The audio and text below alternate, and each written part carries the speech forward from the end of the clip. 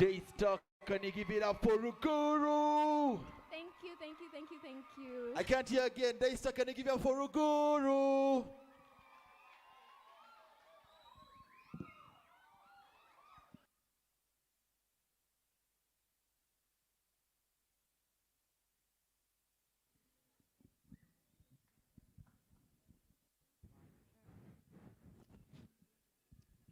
Brilliant. Let's give Roguru, sorry, another hand of applause. Nice, nice, nice, nice, nice, nice, nice. Nice, nice, nice. All about sharing some love. And we are reminded that I see you're taking photos, you're taking videos. Tunataka kutrend. Sindio? Hakuna kitu inaweza happen desta ikose kutrend. Aje sasa. Aje. Wapi. Aje. Sindio? So yeah, you're reminded that as you're posting your photos, as you're posting your pictures, your videos, yes. Kindly, let's remember that the hashtag is TUFUNGUKE na Daystar. Yes?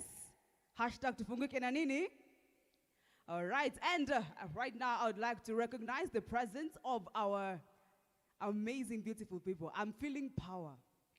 Power. Nakwambia kusimama hapa si rahisi. The power. Let's appreciate our guests. Wengi wamewasili, and we are still waiting for more. Let's give them one round of applause. Yes.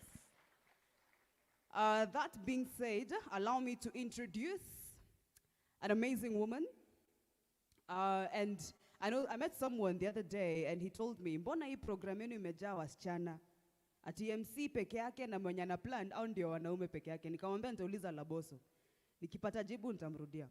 But in that regard, I really appreciate how women, we are very okay, and we are very open, and we have no fear sharing our stories, because living with our stories only makes us redundant, it only makes us retrogressive, and we don't want a society like that now, do we? Of course not. Yes. So I have a beautiful lady. She's sitting just right here. Nyinyi wote ni warembo, but she's another level of beauty. She is a survivor of reverse porn.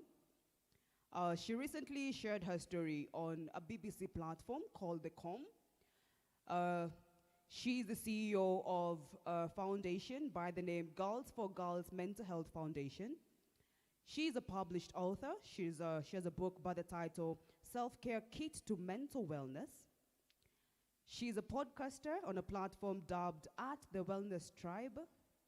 And on top of that, she is a conversationalist on Twitter Spaces, where she has managed to create a loyal fan base, some of who fully rely on her for stability, mental stability that is.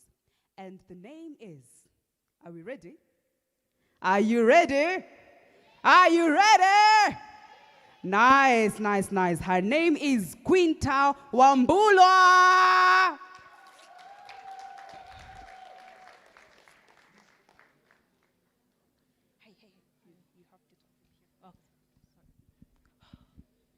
Hi, how are you?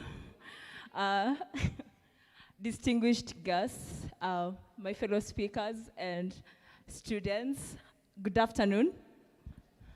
Good afternoon. Tufunguke na Daystar, au sio? Tufunguke na? Okay, my name is Quinta Wambulwa. I am a psychologist, and I'm very excited to be here this afternoon to share with you, one, my story, and why I am very passionate on mental health. The year 2018, I was diagnosed with depression, anxiety, PTSD, and it's been quite a journey for me to just get through this. I was in a relationship way back in 2018, and my ex-boyfriend released my nudes to the public. It was such a hit. It was such a hit, really a bad hit, and it took a toll on me. I didn't know how to handle at the time. I was suicidal a number of times. I have wanted to die by suicide at the bridge. How many have been to Mombasa here? Good. How many know Nyali Bridge? How many have heard of Nyali Bridge? Yeah, I have wanted to take my life at the bridge because I didn't see the essence of living. It was so dark. But I thank my family who are present here today to hear me speak to the Daystar University students. I want to thank my psychologists and psychiatrists who've been with me through this journey. And I also want to thank myself for standing strong, for battling through all these emotions and the dark thoughts that I've had over my life. And I want to thank my community, the Wellness Tribe community, that has stood with me, that has really showed me that we can thrive in communities. When it comes to mental health, I am a psychologist, and now I also speak from a professional. And I want to encourage all of us to seek support. It is okay to ask for help. Do not die in silence. It's never that serious, especially to our men. It's okay to seek help. And we are here to listen to you. Do not feel ashamed. For those of us who've been diagnosed with a mental illness, I'm very proud, and I share with it on all my platforms. I am a person with lived experience, and I'm not afraid to say it over and over in all these platforms that I find myself in. And it's through sharing my story, it's through sharing my experiences that has allowed other individuals to believe in themselves, to know that they're not alone. So let us remember we're not alone. Let us remember that even as we go through these issues, we can still fight and find a community. You may want to find a confidant, either a psychologist or a friend, or a professional who can work with you through this journey. It's never too late. I'm now a self-published author of 2 books. This is my first book, The Self-Care Kit to Mental Wellness, and my second book is The Ultimate Mental Health Planner.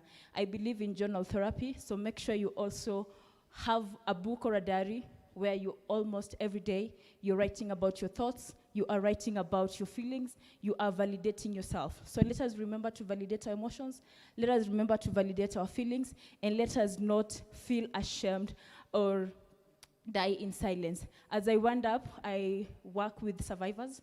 Being a survivor, it's my way of giving back to the community. You'll hear me most of the time speaking about survivors, caregivers.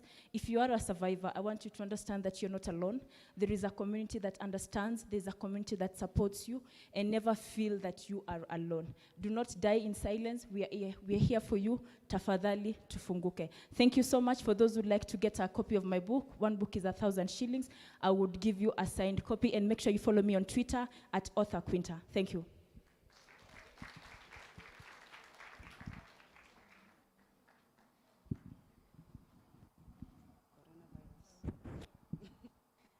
Let's appreciate Quinta one more time.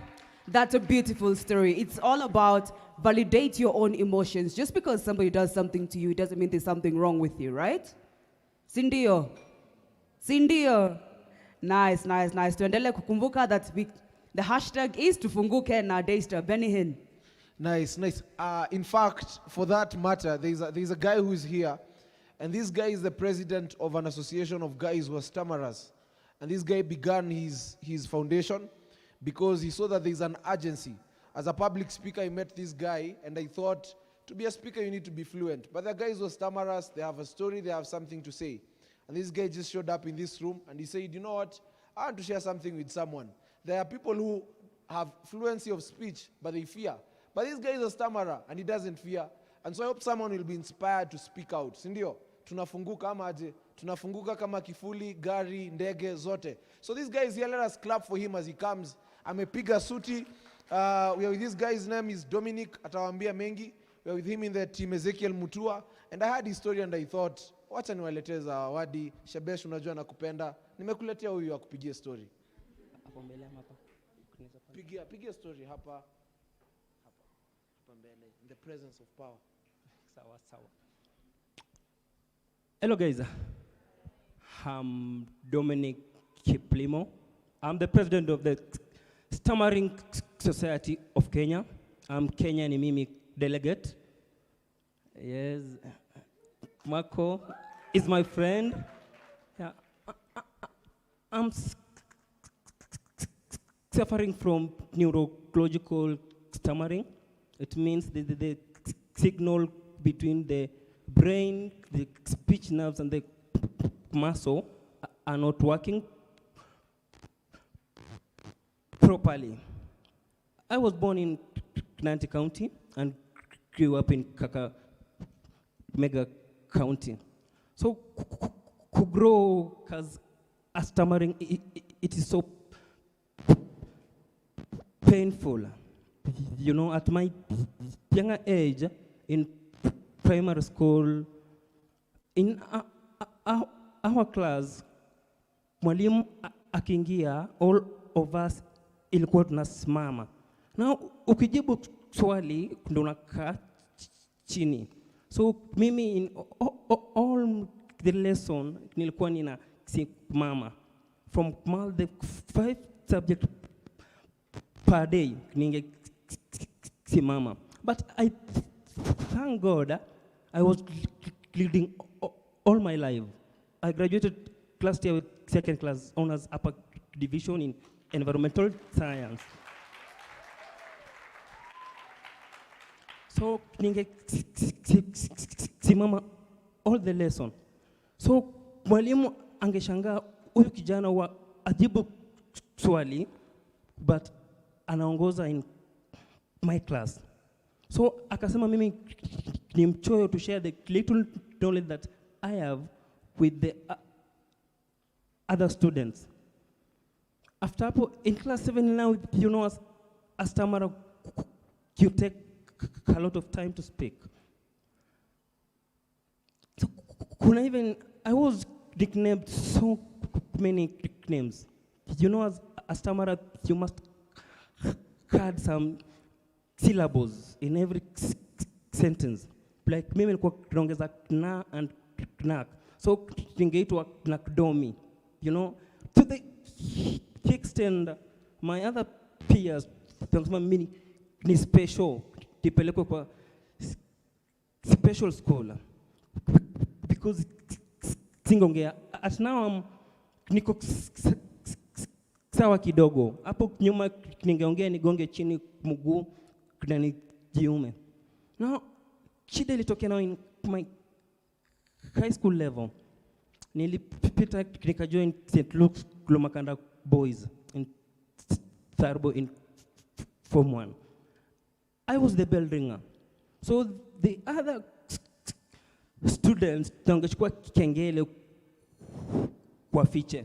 You singeuliza kengele kwa wapi. Ningetafuta all by myself. Then you mnajua time ndo kulikuwa vitu vya bully.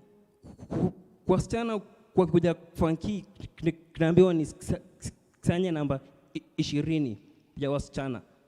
Na mimi kuongea ni shida face kwa wasichana pia naogopa. So it close that self esteem sana. Then by bad luck, the person who was sponsoring my education was killed in Westgate attack in 2013. Lawyer Peter Simani. So I had now to shift into a local and mixed school. Sasa hapo ndo shida ikaanza.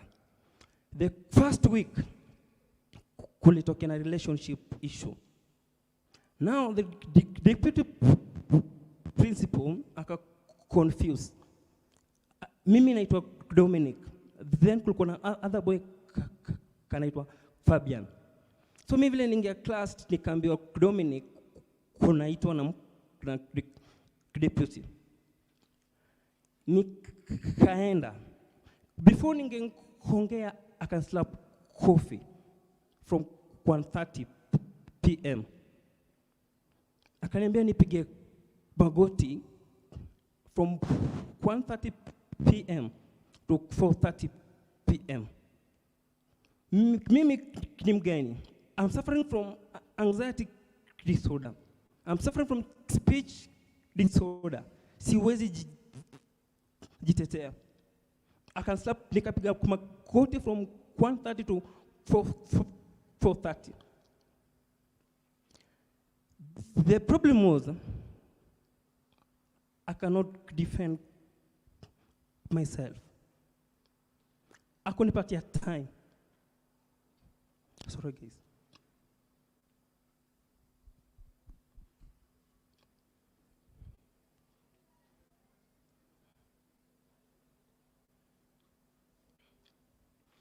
The problem was, si kufanya makosa. Alikuja confirm from his black book. Hakaniuliza, are you Fabian? Nikasema no. I'm Dominic. Sometime,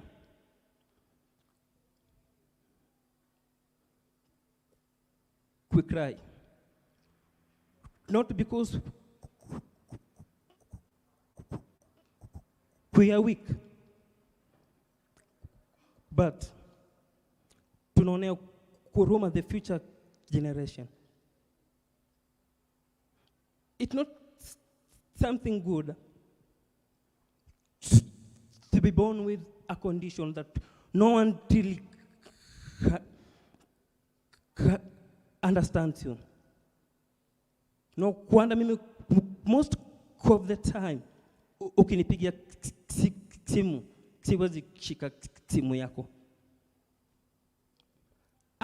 I'm afraid. I'm afraid. Even the truth, sometimes, uwezi bargain, kunaogopa the embarrassment. You know, in high school, people kulikuwa ile formation that kuna mnasoma the books in rows. Before mimi ningefikiwa, kila mtu angekuwa kameanza kucheka. Na kwa kuforce kusome. Now, nikafika that time, nikasema now, enough is enough. Kuna huko kwetu, a local river, ikona a cliff, is like a waterfall.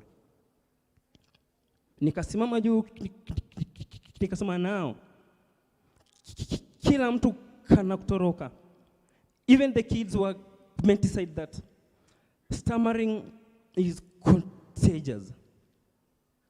Ungecheza na mtu yeyote, they could run away from you.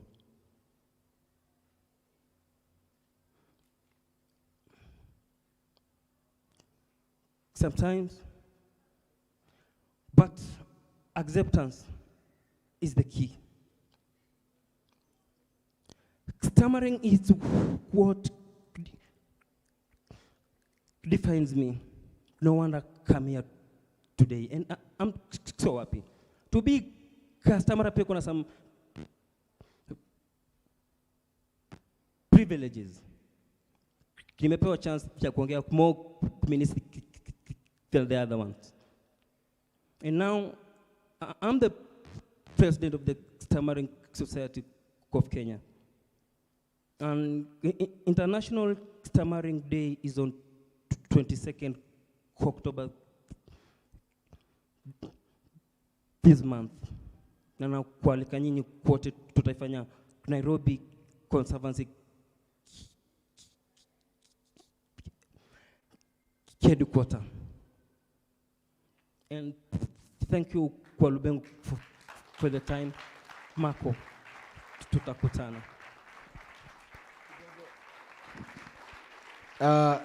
This guy is a great guy. Let's keep on clapping.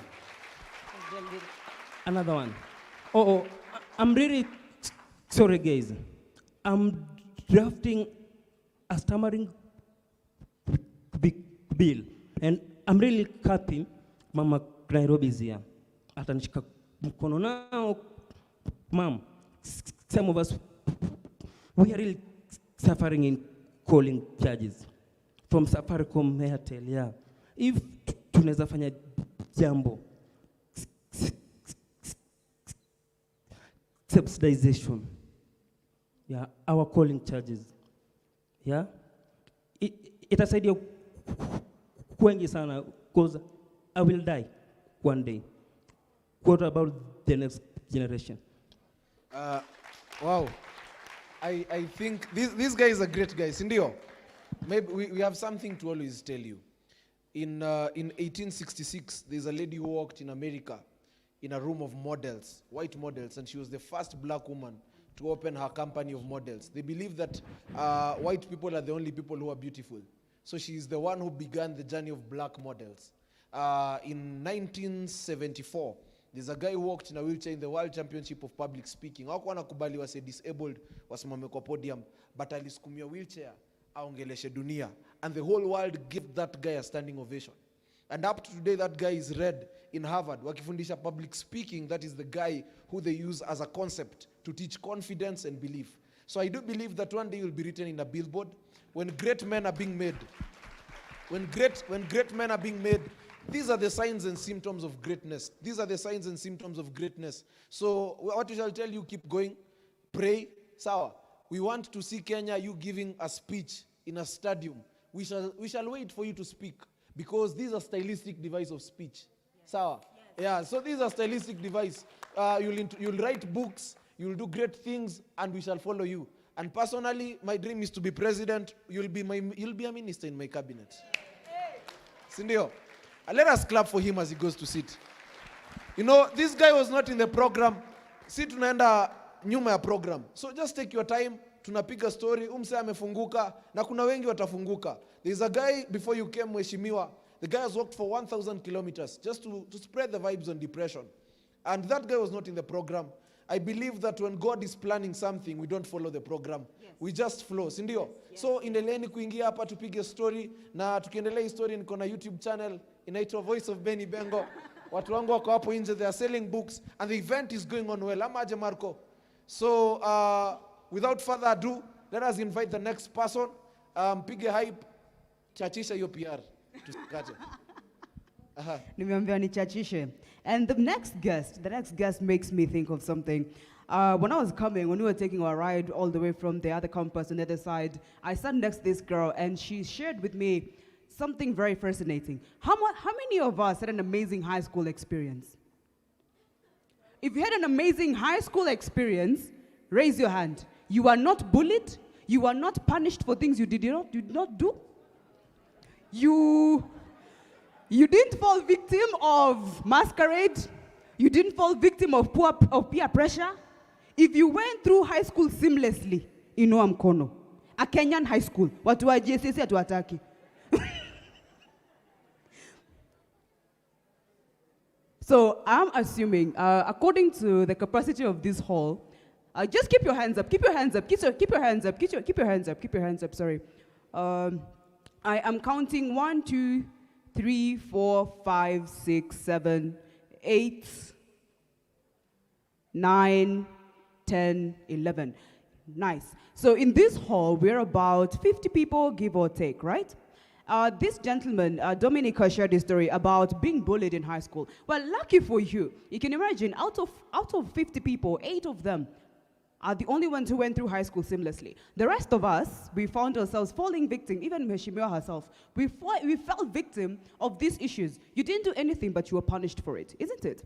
You were just going about your business, you were just being yourself, but you got, for some reason, even if hukufanya pano, hukubeba mchanga, hukubeba, kwetu tulikuwa tunabeba kuni, you know, ama mnaosha kodi, if you didn't do all these things, but if you did them, we all admit that we have some kind of anxiety whenever we want to do something in that line, isn't it?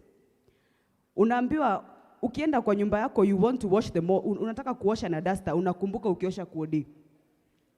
Unaambiwa simama mbele ya watu unaongea, unakumbuka how you were bullied, unaenda kusoma, everybody in class loves. You know, but look at you now. I will tell you the same thing I told that girl. Look at you now. Everybody wants to be like everybody else. We have shared stories how social media has made us feel like we are not enough. Like whatever we are doing is not good enough, is not valuable. But look at you now. Look at where you're sitting. Look at you. Just look at yourself. Look at yourself. Look at you. You're beautiful, you're awesome, you're amazing, you have the hair, you have the looks, you have the hips they said you never get. Look at you. You have the voice, ulianza kumea ndevu. Look at you. You're sitting here very confident. Sindio, appreciate yourself kwa your story. So the person I'm going to invite next, she has been a victim of bullying like most of us. So she started experiencing bullying from the tender age of 12. She has been bullied all through school, and this has affected her life tremendously. She has been linked to the devil. Like a girl once said, "Uyo anakaa shetani." She didn't think she was pretty. She didn't think she was likable. She has experienced traumatic events to the point where she has attempted suicide 3 times in her life. But now, she has successfully completed her degree in journalism and is doing amazing things. Join me as we invite Judy Akinyi to the stage. Ni mrembo, hakai shetani. Weka hapo. Mpigie makofi hadi afike. Let's appreciate her until she gets here. Just take the stairs over the side. Hadi afike. Hadi afike.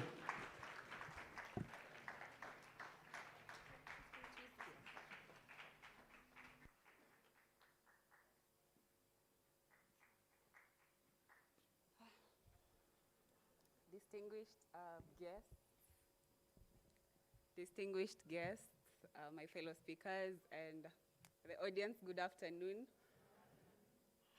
So my name is Judy Akinyi. I suffer from complex PTSD and social anxiety. So where do I even start? Growing up, I was a very happy child. I was a very active child at home. I was the most playful sibling at home when I was growing up. So I remember my dad even nicknamed me the captain of games when I was like 13 years old, because I used to play a lot.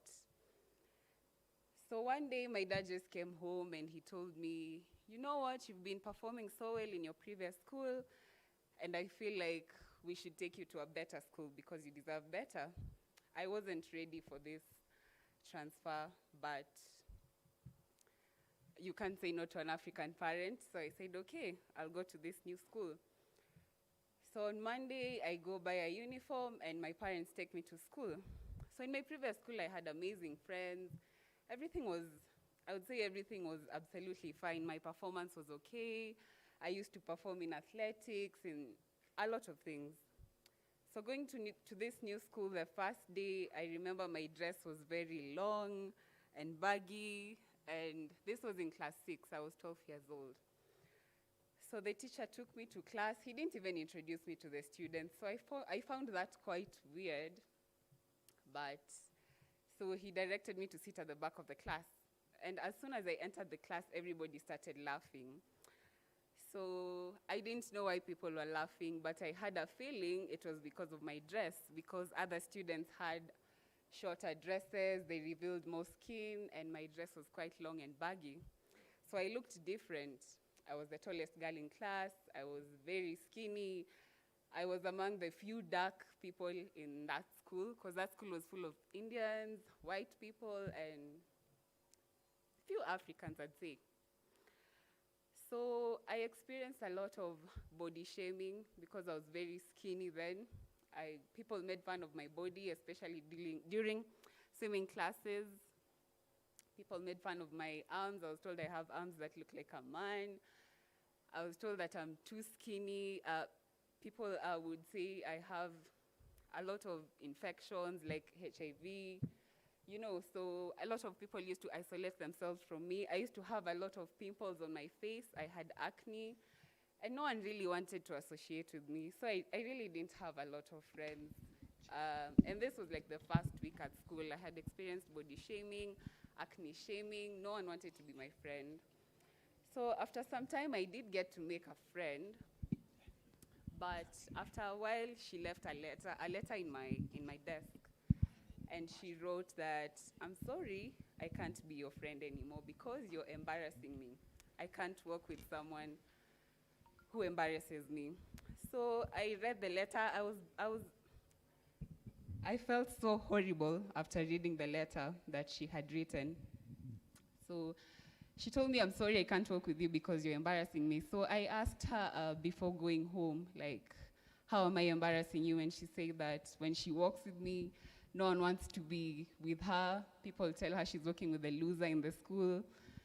So I grew up My primary life wasn't nice. I was in boarding school, so I really didn't have anyone to talk to. And when we closed school, when I was going back home, things started changing. So my mom realized that I'm isolating myself. I am not as active as I used to be. So one time my mom just asked me, are you okay in your new school because you've changed? You're not the same Judy we used to know. You don't play around anymore. And I told her, I'm just going through some things in school, but I'll be okay. So she never really got to figure out that I was depressed because of being bullied, but she knew I wasn't okay, and I thank God for her because she was always there for me. So things really got bad when I was 14 years old. I think this was in class 8. And things got so bad, and I decided that I'm just going to take my life because I didn't see any reason for living, because I wouldn't. During swimming lessons, I had to wait for people to change in the changing room and leave so that I can be alone and change because people will make fun of my body. I used to be late for morning preps because I can't go and shower because everyone is making fun of my body. So I have to wait for everyone to leave the bathroom so that I can go and shower alone. So it affected my studies. It affected me mentally. I attempted suicide the first time at 14. Fortunately, nothing happened. I was taken to hospital, and I was okay, but they didn't know I had attempted suicide. So fast forward, going to high school again in Form 3, I started being bullied. So when I went to high school, I had set boundaries because in primary I was being bullied. So I say that when I'm going to high school, I'm not just going to allow anyone in my circle. So you know when you're in high school and you're this girl who doesn't want to talk, everyone thinks you have this pride, you think you're special. So the girls didn't like me, and they ensured that I had the hardest time at school. They ensured I had the hardest time. And in Form 3, there was one crazy rumor that I was in Illuminati. So everyone was running away from me. I would go to the dormitory at night to sleep, and people are praying in the cube. They're casting out demons. People are telling me I look like a devil, you know. And these things also affected me mentally. It was a stupid rumor, yes. But it really affected me because every time I was like, why is it just me? Why am I the one who's being bullied all the time? Why am I the one who no one wants to sit next to in school? I didn't choose to have acne. I didn't choose to be dark-skinned, to be skinny, but no one appreciated me for who I was. So I remember I used to talk to my mom a lot about the issues I was going through, but now it got to a point where my mom became sick, and now she was diagnosed with depression as well. So my dad takes my mom to the therapist, and then when they come back home, my dad tells me, you know, today I took your mom to therapy, and she told me that she's very stressed out because of you. So I asked my dad, why is mom? Mom is depressed because of me. Then he said, yeah, she feels like you're going through some things that you're not talking about. She feels like you're isolating yourself too much. You're not yourself anymore. So I told my dad, okay, I'm going to try and talk to my mom and see if I can make her feel better. So I also felt guilty because I felt like I also made my mom fall into depression, and hers was very severe, more than mine. But yeah, so later on, she started losing her memory. She got a brain tumor. She couldn't even recall me. I remember my mom was like my personal therapist. This was someone I would talk to. I would go and cry to when I was feeling low. So now I had no one to talk to. My mom she doesn't know who I am. She's very sick. I'm here experiencing bullying. No one wants to associate with me. I literally had no friends. So again, I felt like there was nothing to live for, and I attempted suicide the second time. Unfortunately, again, nothing happened, but I was taken to hospital, and I remember my dad telling me that he never thought I would come out of that hospital alive. So basically, I was just body shamed, I was acne shamed, I have been isolated practically all my life. I think I started feeling normal when I was in campus. At least in campus, I got good friends who appreciated me for who I am. And right now, I can say I'm at a better place. I suffer from complex PTSD. Complex PTSD is simply prolonged trauma, where you have an inner child inside you who is healing. So right now, my inner child is like speaking out. So I'd say right now, my 12-year-old is the one speaking because she's healing. She's proud of where I have come right now. And I'd say I'm grateful for the experiences I went through, because through what I went through, I have been able to create an app where I help people with depression, people who are going through rape, domestic violence. So this app is called Mamba 24. You can get it on the internet, tufo.co.ke, tufo.co.ke.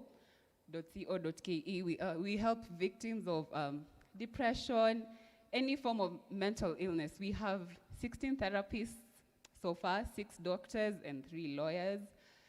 And I am so happy to be speaking before Honorable Rachel Shebesh and Senator Kasanga today, because these are people I have wanted to work with my entire life on my mental health project. And I feel like partnering with you will go a long way. So anyone in this room who feels they're not enough, who's been body shamed, isolated, maybe you have toxic parents, maybe you just feel like you're stuck in life, it's never the end, really. I have been through hell and back, and from 12 years old, I got to speak up about what I was going through when I was 19. So I lived with trauma for more than 10 years, and it was killing me every day. I was at a very bad place, but I'm happy where I am right now. If there is anyone, please tell a friend to check out tufo.co.ke, tufo.co.ke. And Daystar University, we can install this app for you guys, for the students to use, to report whatever they're going through. Maybe it could be sexual harassment, it could be bullying as well, it could be depression. Sometimes we just can't talk to our friends, we can't talk to our parents because we feel like they don't understand us, but we have people you can talk to. So please check out tufo.co.ke, and thank you for having me.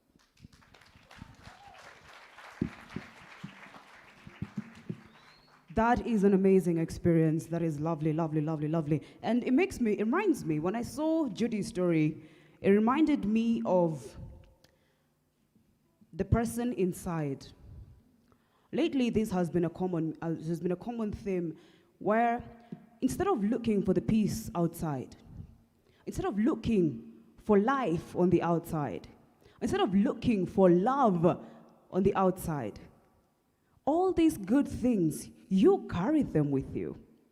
And I know this might sound very complicated, you know? What are you talking about? I don't feel like anybody loves me. I don't feel worthy. I don't feel valued. I don't see any essence in me being alive. Who's going to miss me? Who will come for my funeral? Who will speak at my funeral? You know? And it reminded me of my very own experience, actually. So I will be very, very brief. She said something about her when she was young, and it reminded me what life was like when I was in primary school. So, believe it or not, I could not speak for myself. I could not even introduce myself until I was 19. And I always felt like I've always been short. I grew up in a house full of boys who are very, very confident, but I was sent to boarding school when I was very, very young, before even the age of 10. And when I went to school, I found all these kids who are different, all these kids who had their families around them, for some reason, even in as much as it was boarding school. And here I feel like I've just been tossed into the world to look after myself. So every time someone would ask me my name, I would just... And for years and years and years, I could not say anything. I could be bullied, I could be beaten, all these things could happen, and I could never speak out because who really cares, you know? And fast forward to the very first time I actually spoke in front of people. And I've had a husky voice. I think I went through adolescence and my voice broke. And I've always had a husky voice. So when the first time I spoke, the way the teacher responded made me feel like I should never, ever, ever again speak in front of people. he mentioned that I speak like a boy. Because the other guys, okay, fortunately for them, their voice was not broken, so they have all these sopranos. So I remember teachers linking me up, akisema, Joy Lukiwa Uyu, she will be the man in the relationship. You know, unaget? Yes. And of course, as a child, you feel, why would he say that? I'm a girl. I might speak different, but I'm a girl. And then there's the accent, which nobody understands but myself, you know, and I speak differently. I'm a very different person, so nobody's gonna love me. And then fast forward to last year, actually, where coronavirus happened and all of us were affected. And I remember a time when I lost my job last year, and I was in my house, and I was like, all my savings are gone. Nobody is hiring right now. I look at my brothers, my brother looks after me, and yes, he has his own family, he has his own responsibilities, and I don't want to keep telling him, yo, nitumie kakitu, you know. It's very embarrassing. I'm a grown woman, you know. You want all those things, you want to feel good about yourself, but, so this one time I'm in my house, and I just started therapy. I just gone through a traumatic experience, and in January 2020, I started therapy. But I remember this one time, my therapist sent me a video on WhatsApp, and she said, I cannot deal with you anymore, Ndichu. Your case is just, it's not for me. So she promises to hand me over to one of her colleagues, and up until today, I'm still waiting.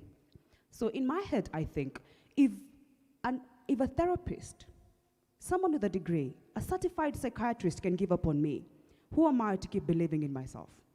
Who am I to keep waking up every morning, walking up, sprouting like you're very confident? Who am I? So I started hurting myself. I still have the marks. I started hurting myself. I would sharpen a pencil. This is something I used to do back when I was a child, but back then it was for fun, but this time it felt very therapeutic. So I'd sharpen a pencil, make sure it's very, very sharp, and just start scribbling my name on my upper arm over and over again. And every time I did that, it felt amazing. It felt like freedom. It felt like I'm bleeding the pain that I'm feeling outside, the pain that I cannot express. And for some reason, I thought, this is going to be over. You know, once I do that, it's going to heal, and my life is going to come back into shape. Because in my head, I thought, because things in 2020 are so harsh, by 2021, everything is going to be okay. So I was like, Ndichu, just hold on. Just go through the pain. 2021 is your year. So this was sometime in June, July. So fast forward to August, where I went for days without sleep. I became an insomniac. I would sleep for about 3 hours during the day, and the other time, I am entirely awake. I cannot eat, I cannot drink. I've locked myself up in the house, and a lot of things start to go through your mind. So in 2019, I lost a brother. He had been experiencing depression for the longest time. And Mike was my life, you know. You all have that person in our family, you know, could be a friend, who makes you feel life is worth living because of this person, you know. So Mike was everything to me. Until one fateful evening when Mike felt enough is enough and he hung himself. So here I'm thinking, if Mike, the bravest person I know, the strongest person I know, the smartest person I know can give up. So I cannot sleep already. My brother is already struggling. My mom she actually needs help more than I do, you know. That's my thinking. So I start thinking, you know, I started imagining very vividly what my death would be like. So that's when the dangling bulb starts looking different, starts looking like that. But they kamba inaweza handle weight kaa yangu, si ndio? Ama tupunguze weight, you know, you start doing all this analysis. That's when the toilet bowl, unasema, but they icho, nikaingiza kichwa alafu nishinde nikiflash. You know, you start imagining your own things, my people. You know, and then I started thinking, and I'm just having all this weird, I look at my curtains, I'm like, but these curtains, the material, it looks very strong, but no, we are way too short. No. Then we start looking at funny things. You know time happy kinaka delicious. You know time your detergents, all these funny things, they start looking very delicious and enticing. And I would say that at that time, I even deleted all my contacts. I deleted my chat history. I deleted my messages. I deleted my Instagram accounts. I deleted my Facebook. I wanted to just become extinct, like I never lived. And the only thing that made me not go through with it is the idea that I've been locking myself up in my house for days. Nobody walks up to my house and knocks because kila mtu akona shughuli zake. And if I die, the only way they're going to discover my body is if I rot and then there are house flies all over. And I think to myself, what a way to go. I want people to look at me like I'm gorgeous, like all this beauty, like how, you know? I want a coffin where people can look at me and feel like, you know, she was good. People can remember me. I thought of my nieces who look up to me. I thought of the one thing that I have, and that's my voice. I may not have a lot of things going for me, but I have my voice. You enjoy listening to it, don't you? Yeah? Yeah? And yes, I would like to say, if you are here, you might not be able to come up here and share your story. You may not be able to have someone that you can talk to and share your story. There are those things you're going through, there are those things you're imagining, and I would like to tell you, you're not alone. It might seem like nobody else understands, nobody else speaks your language, but you are not alone. We all experience these things at one point in time. Some of us are brave enough to admit it. And no, that time is going to come because there is no one like you. There is no duplicate of you. Isn't it? All right, right on stage, I would like to invite one of our partners, that is Chiromo Group, for their presentation. And as they do that, Oasis Group, kindly prepare yourself. Point to note, tunakumbuka, as we are posting our photos, our videos, let's remember the hashtag is TUFUNGUKE na Daystar. And I'm informed that we are live on our Mheshimiwa's platforms. She has a channel called Shebesh Speaks. And we are live on Facebook at Recho Shebesh Mama Nai Jenga Nai. That is on Facebook. Allow me to say that again. So we are requesting that when you're posting your photos, as you're using the hashtag TUFUNGUKE na Daystar, you can tag these accounts. That is Recho Shebesh Mama Nai Jenga Nai. That is on Facebook. And on Instagram and Twitter, it's at Recho Shebesh. All right? Let's appreciate Chiromo Group as they come on stage.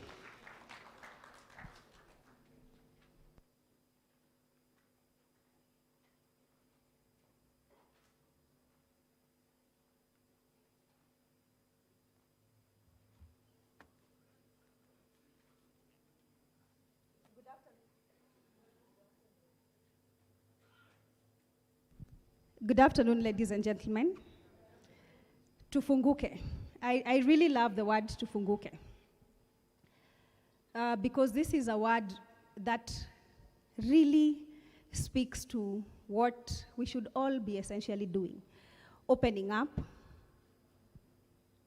And when we do that, then we have a chance to stand against stigma and stand against discrimination. I'm very, very proud of all the people who've shared today. Thank you so much. And it is because of those stories. Actually, no mental health conversations should take part without involving people, individuals with lived experience. It is not a mental health conversation if it does not have individuals with lived experience. So thank you so much for your courage. I'm going to talk about manifestation of mental health. And I'm glad that in everybody who has shared today, I have had anxiety, I've heard about depression, I've heard about PTSD, and even suicidal ideations, all right? So my colleagues who are here probably don't know, but I did struggle with suicidal ideations, and my anxiety is like from 0 to 100. But it is because of that very essence that I'm not just a clinician, a clinical psychologist, but also very passionate about creating awareness. Very, very passionate. It's from my heart. When you think about adverse childhood experiences, my score is 8 over 10 of adverse childhood experiences. I've also lost a brother by suicide. So this is a conversation that is very, very close to my heart. The youth are people who are very, very close to my heart, because I can tell you this 100%, without reasonable doubt, that it doesn't matter where you come from, it doesn't matter what you have gone through. You can be able to rewrite your narrative. You can be able to rewrite your story. All it takes is support, awareness, and just the courage to take just that one step. And one step at a time. I like to say step ni step. Step ni, it doesn't matter whether yours is small, whether you can skip a stairs, but step ni step. And when you do that, then you begin the journey of being the best version of yourself. And the best version of yourself is not a destination. It is not a destination, it is a journey. It is a journey of intentionality. It is a journey of saying that this is hard, but I'm going to get out of that bed. It is a journey that you're going against the drain. In fact, it is much easier to be dysfunctional than functional. Did you know that? If all you had to do is just sit, sleep, not open the curtains, eat, drink, puff, puff, pass, it's much easier. But having to wake up every day, look yourself in the mirror, encourage yourself, pat yourself on the back even when nobody can be able to see your progress, that is a real journey. And that is actually the journey that you look back on and feel proud of yourself. All right? So allow me to get into this. My name is Gathoni Mbogwa. Sorry, I'm also here with my colleagues Rita Wairimo. But because of time, we will not be presenting together. I'm also here with Jedida Mwende, Linus, and Tiffany Day. All right? Allow me to start this conversation by defining mental health. Now, over the past 3 years, and most of the past 2 years, we've been hearing about mental health every day. But a lot of us have not gone to really think about in depth what mental health is. And today we are going to change that conversation, all right? So the WHO definition talks about mental health and defines mental health as the state of well-being. And if you have a pen and a paper, I want you to write this, because these are the questions you're going to be asking yourself. A state of well-being whereby the individual is able to, number one, realize your own potential. Ask your neighbor, have you realized your own potential? Tafadhali, muulize, have you realized your own potential? Number two, state of well-being whereby the individual is able to cope with daily normal life stresses. And that definition, that right there, speaks that there'll be no time in our lives that we will not experience stressors. Stress is part and parcel of our lives. And the minute we actually acknowledge that, recognize that, then hata stress inaisha. Because every hurdle that comes, you're able to acknowledge that this is part of life. But the difference between good mental health and bad mental health comes from, are you being able to cope with daily life stresses? Number three, being productive and fruitful. Whether you're at work, whether you're at work, or whether you're in school, don't let your life be garbage in, garbage out. You just wake up, shower, go to work, wake up, shower, come to class, you know, those things. But at the end of the day, I want you to ask yourself, have I been productive and fruitful? The last part of that definition is one of the most important and the most neglected. That individual is able to be a contributing member of the community. Now, we have been in a space where we have become so individualistic that we've forgotten about community, about support, about holding each other's hands. We have forgotten that it is not just somebody saying, I'm fine, that as long as you know that person was dumped, that person is going through a heartbreak, that person was raped, that person is grieving, you don't have to ask them, how are you doing? Show up. Go show up for that person. Show up for your desk mate. Don't say, but they look fine because they're posting. No. Don't say that I asked if they are okay and they said they are fine. Let's learn a different way of togetherness. And that is what mental health is. So if you have good mental health, you're being able to negotiate those things. But if you're experiencing poor mental health, it means you're not being able to cope. It also means that even if you're able to cope, even if you're being fruitful at work, and you've not really realized your potential, you still feel a void. You're still not okay. It is also why people who are in Forbes get to some places in their life and decide to just go build hospitals and foundations.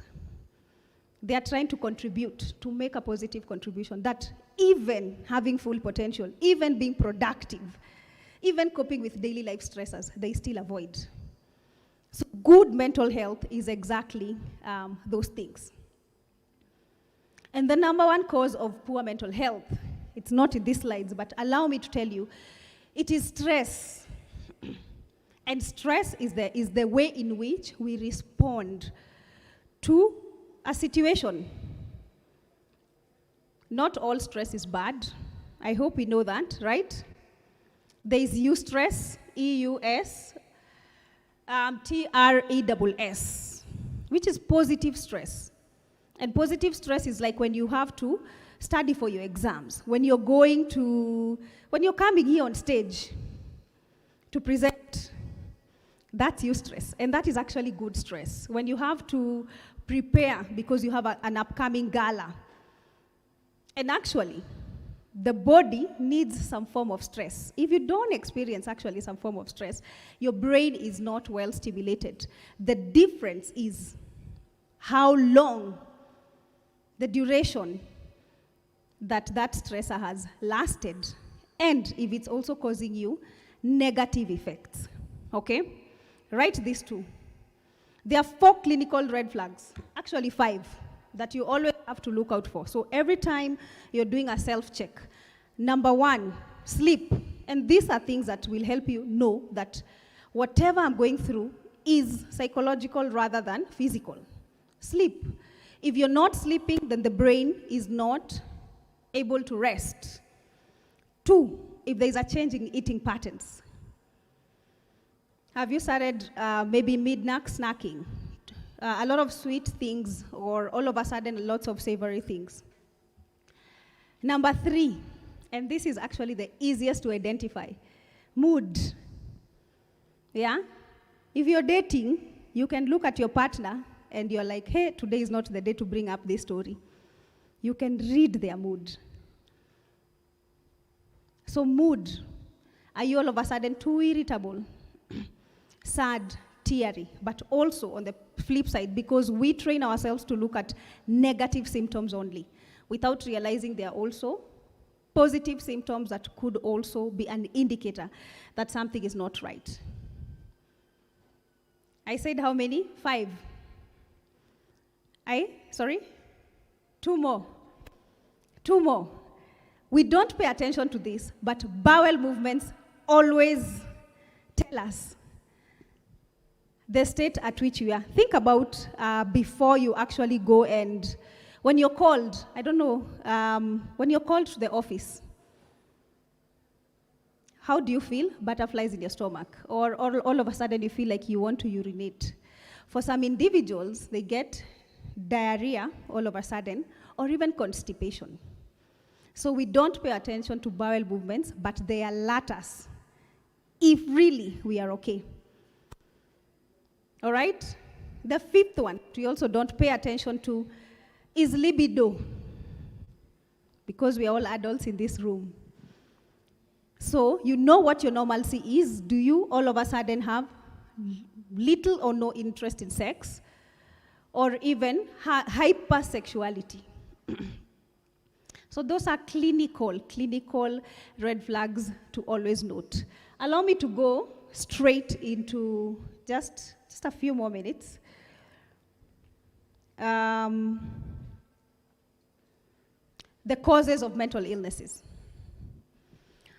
So mental illnesses, and it is very important. Why I want us to learn about the causes is because awareness and you also being able to prevent mental illnesses is also dependable on this. So number one is family history.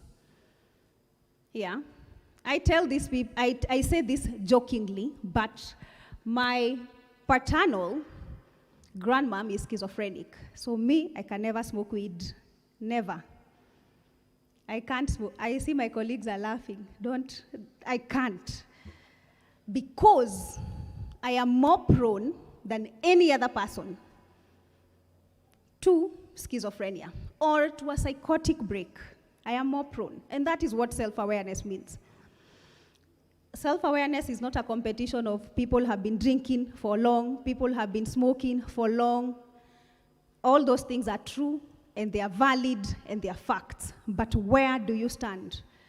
How is that drug interacting with your system? Do you have a predisposition? And note this, you do not inherit a mental illness. I want you to know that today.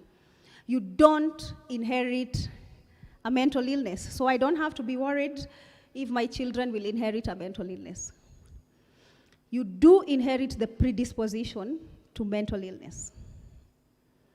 And life triggers are the ones that will make the difference on whether you will actually get a mental illness or not. So family history is very important. Your dad's side, your mom's side, your cousins, have there people who have been diagnosed? Is there alcoholism in that family? And remember, diagnosis was not common a while back, like even 3 decades ago in Kenya. So look at it behaviorally. Do you have that uncle or that auntie who is different? I'm sure you would have heard this at some point in conversations. Life pressures, stress. I talked about stress and I will not repeat that. Let me go to trauma. We look at trauma as physical, sexual, and emotional. And when we are looking at trauma, it is either something that happens to you directly. So if it's physical, maybe unachapwa, ama ulichapwa, or you observed a loved one being physically abused. It is why children who grow up in families with domestic violence also in adulthood are more likely to get anxiety or depression because of just that observation. But not just observation, also hearing about a loved one. So trauma is a big one, physical, sexual, and emotional as well. For biological factors, we mean that an individual is born already with a chemical imbalance. That mostly happens to neurological disorders, yeah?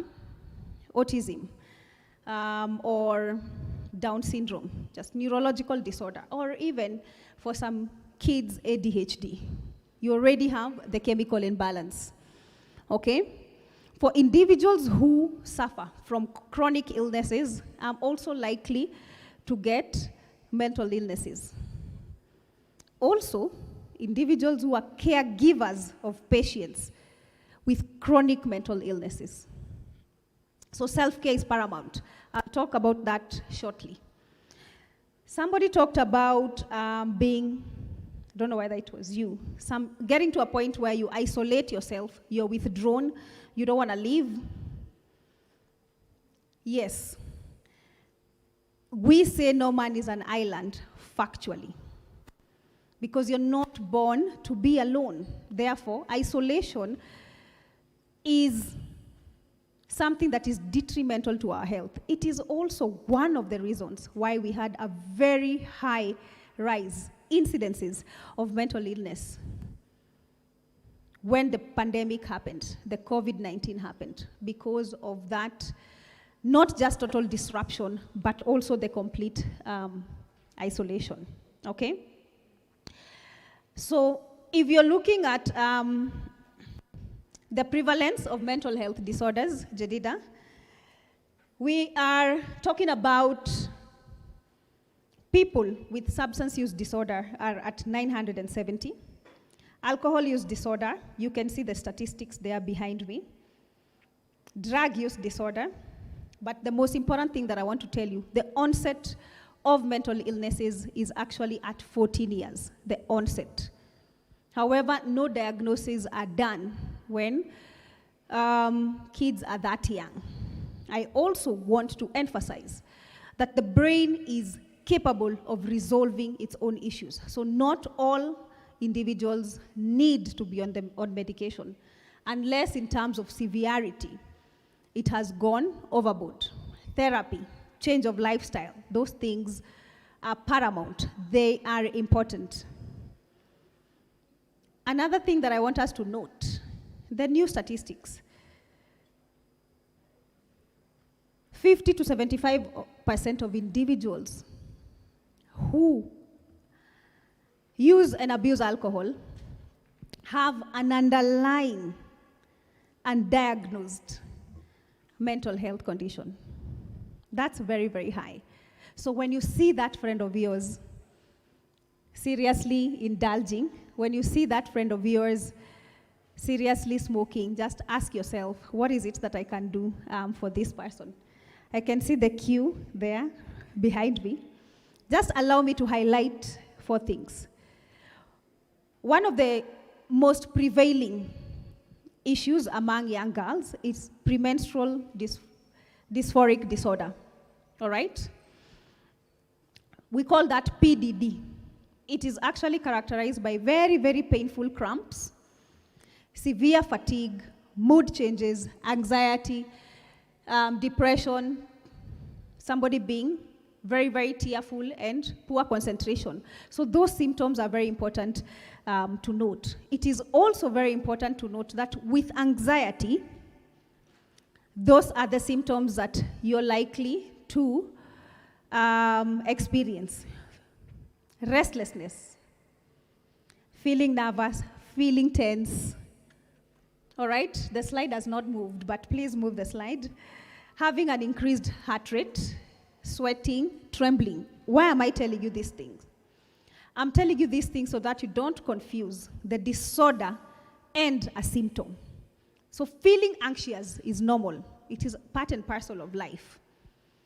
In fact, feeling anxious helps you prepare so that you can be ready. But having anxiety is a mental illness on its own that you have to meet the criteria. Depression, we can also look at PTSD because somebody mentioned PTSD. Manifests itself in the individual relieving that ordeal. Somebody talked about crossing the road, all right? If you've ever had an accident, you're likely to develop PTSD. There is also a criteria that you have to meet, all right? That goes for depression as well. If you can just allow me to finish with self-care. Just go to the last slide. Self-care is very important. We ignore self-care a lot, but you cannot give what you don't have. You cannot be the best version of yourself if you don't take care of yourself intentionally. And we imagine that self-care is one thing. So if you're a lady, you just go do your nails, you feel like, I've done my self-care. Apana. You must be able to actually replenish yourself spiritually, socially, professionally, where your occupation is concerned, and physically. There are 5 areas of self-care. Not just sleeping only. That's not enough. So look at the 5 areas of self-care. If you see me around, I have a link. I can give you that link to just be able to see which of the areas have I neglected, what am I doing well, what do I need to improve on. Okay? So that's it for today. This conversation is much longer. I don't know if I have an opportunity for questions from the MC, but as they gather their thoughts, who has a question? Oh, and we passed a paper around. I don't know how many of you saw it. Yeah, here. Please fill it in. I'll pick it, and then we'll discuss. Hello. Hello, everyone. My name is Esther Malkia. I'm an entrepreneur. And how do you deal with functioning anxiety? Because we have people who are anxious all the time, and we ace our goals too. It does not mean we don't suffer the consequences of anxiety, but we've learned how to work through it, and sometimes it manifests positively, and sometimes it manifests negatively. So functioning anxiety, could you kindly talk about that? Thank you. Let me move this way near the MC. So functioning anxiety, yeah, it's there, and functioning depression, it's real. And the reason why we are not able to identify it's because those individuals have behaviors that seem very positive. Yeah, like myself. It's much more easier for me to take 50 projects, sleep at 3 a.m., do everything that I can. But the most important thing is for you to actually recognize that, in essence, this is anxiety. This is how it manifests in my life. I am not sleeping, or you're taking on more things. So you know when you're going down the rails. And once you're able to understand that, therapy, actually functioning anxiety, most of it would come from a lot of dysfunctionality in childhood. And therefore, as an adult, everything you want to do unconsciously is everything in your power to be perfect, everything in your power to excel. So you're very driven and, to shine unconsciously. So it looks very, very positive. So therapy, I would say, is very, very important. And I told you that the brain is capable of resolving its own issues, for sure. Yes. So, and sleep. Let us appreciate her. Let us appreciate her once again. That session was very, very educative. I'll now request any speaker who stands here to speak. We are on top of the hour, so I request you speak for 5 minutes, kindly, so that we are able to race with time. Mnajua watu wa River mazee tunarudi huko. Hatutaki kuchapwa na giza, tafadhali. So because of time, and I'll request Marco, Mona sasa kuna urgency ya more of these events, ndio? Because of time, and because people need this. So let us appreciate her once again. Now I want to invite the county commissioner. Let us just appreciate him as he comes. I want to invite him. Seeing guys in the government and seeing a guy in a uniform coming to talk about mental health, this is something that I'm quite interested in. Sijui mbona amekuja na hii kiboko. Ni ya kuchapa depression. 5 minutes. Okay. Thank you very much, MC. The CES Public Service, Jeda, Madam Rachel Shebesh, Senator Sylvia Kasanga, DVC, Madam Professor Faye Guru, DVC Academic Research, Student Affairs. You can see we have a team from Ashes. We also have Madam Wajiku from the head of Country Department Public Service. We also have Madam Millicent Maina, coordinator with Nairobi. DESTA fraternity, distinguished guests, ladies and gentlemen, good afternoon. My name is Mwai Gicheru. Deputy County Commissioner Westland. This part of Westland, I was just telling a colleague, sub-county of Westland inaanza Gong Road to a place called Gidogoro. It's a big one. And I'm here to represent the County Commissioner Nairobi, Madam Flora Moroa, who wanted to be here today but is engaged in another official function, and I'm here to represent her. First, I would like to thank the CES for finding time to be here. This is a great day, a day for mental health awareness. I also like to thank the Senator and the DVC for organizing this, and thank those who have been here before me. Wenye wamefunguka. Simesema tufunguke. Tufunguke. Ndivyo inaitwa? The theme, tufunguke. Actually, they have given their life experiences, and when you give those life experiences, unafanya mtu mwingine pia afunguke. What I would like to say is this. Mental health, as stated by the team from Chiromo, is about emotional, psychological, and social well-being. And I would say to the student, before I make my remarks after some speakers, do not suffer in silence. Don't. Speak out. And because I'll give my remarks after a few minutes, I'll give two speakers some chance to say a few words and be part of this conversation, which is a great conversation. So I'll request Madam Millicent, Nairobi Coordinator for Youth Fund, to come forward and say a few things. Karibu sana, Madam Millicent. Makofi kwake.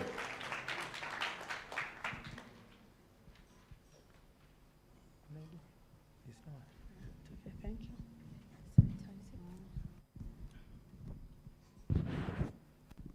Okay, all protocols observed. Good evening. Good evening once again. As we have been told, my name is Millicent Maina. I'm in charge of Youth Fund, Nairobi County. I came here to represent my boss, our CEO. I will be very brief. As Youth Fund, we have several mandates. What we do, and we have several mandates, and we are represented all over the country in all the sub-counties or former constituencies. So you can get us at the district headquarters. Like, so I can give an example of Nairobi County, where you can get us like in Kariakoo, that is Tarehe. When you go to Kamukonji, you'll get us at Apo Gikomba. Dagoretti South, Dagoretti North. When you go to Nyeri, we are there. When you go to Kisumu, we are there. Turukana, all over the country, you'll be able to get our officers there. What we normally do, first we train youth on how to do business generally. We call that enterprise development. We also issue loans or give loans to assist the youth in groups or individuals to either start their businesses or expand their businesses. And you know, in Kenya, we have several types of businesses. Like you can be in arts, you're doing music, singing, you can be in the film industry, you can be a fundi, you're making clothes and the like. You can also be in farming.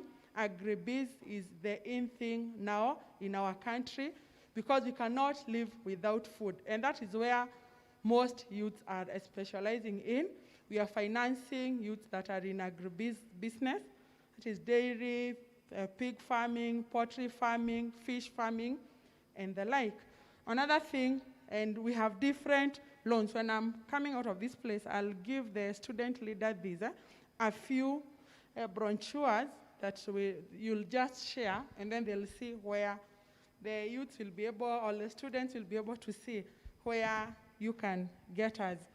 Then, as I said, we have loans that are being given either to individuals or groups. The third thing that we do is market linkages. We connect you to the markets. If maybe you have a certain business and you're not, you have certain products, you're not able to sell that. Kitambo, before the COVID came, we used to go to ASK shows and the like. Though they are no longer there, the ASK shows, but I know with time, our government will be able to know what we will do next with the ASK shows and the like.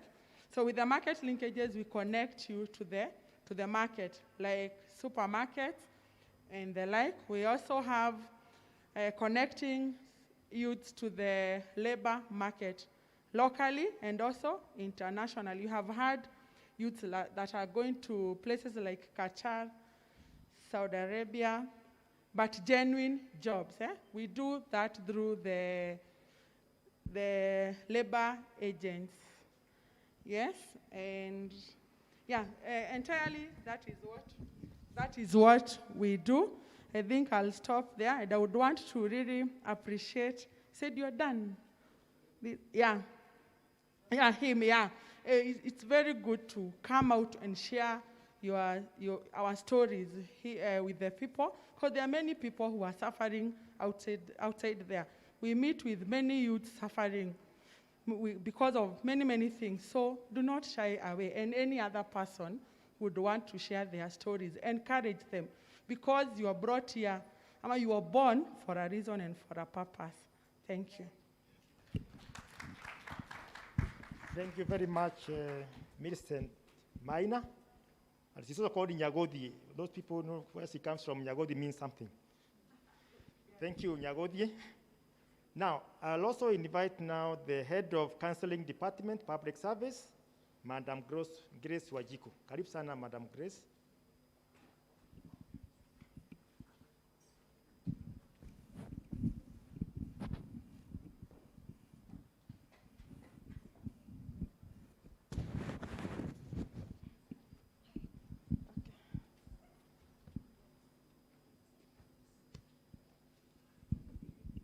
Honorable Cass, Rachel Shebes, Senator, Professor, my former teacher.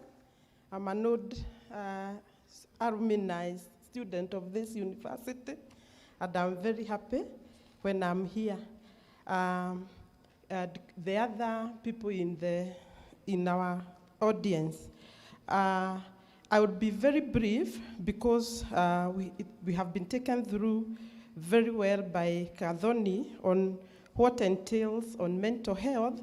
Mine will be just to help you understand what our government has done in this area. Just to, very briefly, in terms of addressing the issue of mental health, I would report to you that in Africa, Kenya is the only government that has introduced counseling services or mental health services in the public service. And since 2006, these services were introduced, and you can actually see we are almost 15 years. We have the structures to manage this psychological need or mental health challenges. And within 2 years or so, we were able actually to develop the public service guidance and counseling policy, which is a very small document I have here, and we also have other copies which will be handing over even to the university. And since 2008, we have reviewed that policy. We have also been able to develop other two policies that are very key in assisting the counseling policy on how to manage the issues of mental health. That is the public service, substance abuse, workplace policy. This is a rather new policy of 2017. And we also have the HIV policy that has been there since 2005. So in terms of the structure, we are ahead. But that does not mean we do not have challenges here and there in terms of trying to actually mainstream the mental health services. Right now, we have also since the last 2 or 3 years, the issue of mental health has been a great concern, and due to that, we have now come up with what we would call public service strategic mental health intervention. And one of the interventions that is very important to us in regards to capacity building, cutting across national and county government, is to come up with the mental health champion who will be able, as we work, they can be able actually to relate to us wherever they are. So far, we have been able to develop that curriculum, and the curriculum is with the Kenya School of Government, and we are working together with them. And so far, we have been able to develop about 200 mental health champions who are working very closely with us so that we can be able to help each other. Because the issue of mental health, it cannot just be left to the counselors or to a few. It is for all of us. And I like what one person has said. It is your personal responsibility to take care of your health, this mental health. And it is obviously very important as you sit, as you sleep, as you walk, to ask yourself, where am I? Because mental health issues need to be looked at on a continuum. And before we go to the extreme, where we'll be talking about mental disorders, we are, all of us, in one way or another, we can be able to be empowered, we can be able to take responsibility of ourselves so that we can be able to take care of somebody else. So we, therefore, in this area of trying to train, it is very important because the issue of mental health and well-being, they have been with us. They have been complicated now with the onset of COVID-19 pandemic, and this is not something that is going out tomorrow. The best we can do is to plan for it for now, but also for the future. So it is very important that we invest in this area.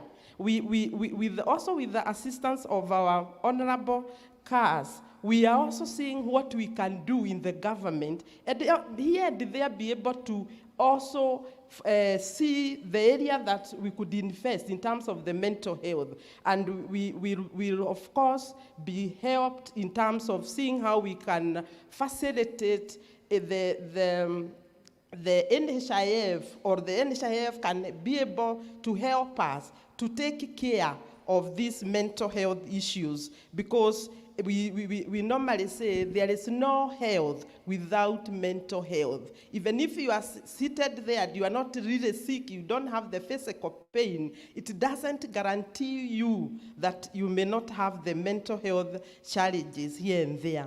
The other thing that is critical, and we are doing right now, championed by our Honorable Shebez, is to actually come out, to have this public service mental health awareness campaign.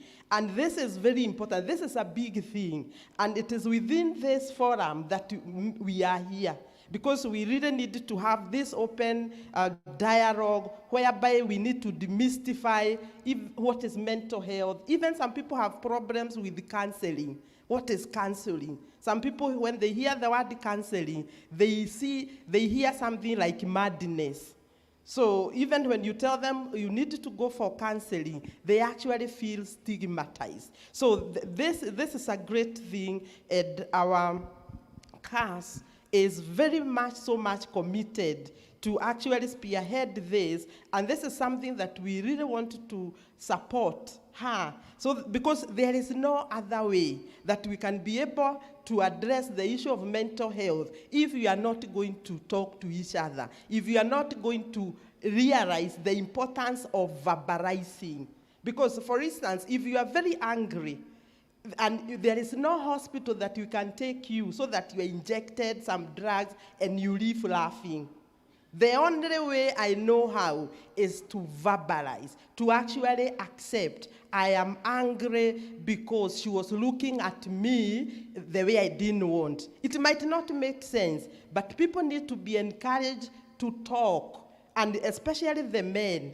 That is a big challenge, because most men, even when you find them talking or sharing, they are not talking about personal issues. They are talking about either football, politics, women, and all that. And therefore, they are never able to ventilate those negative emotions, because it is those emotions that finally are going to create this problem.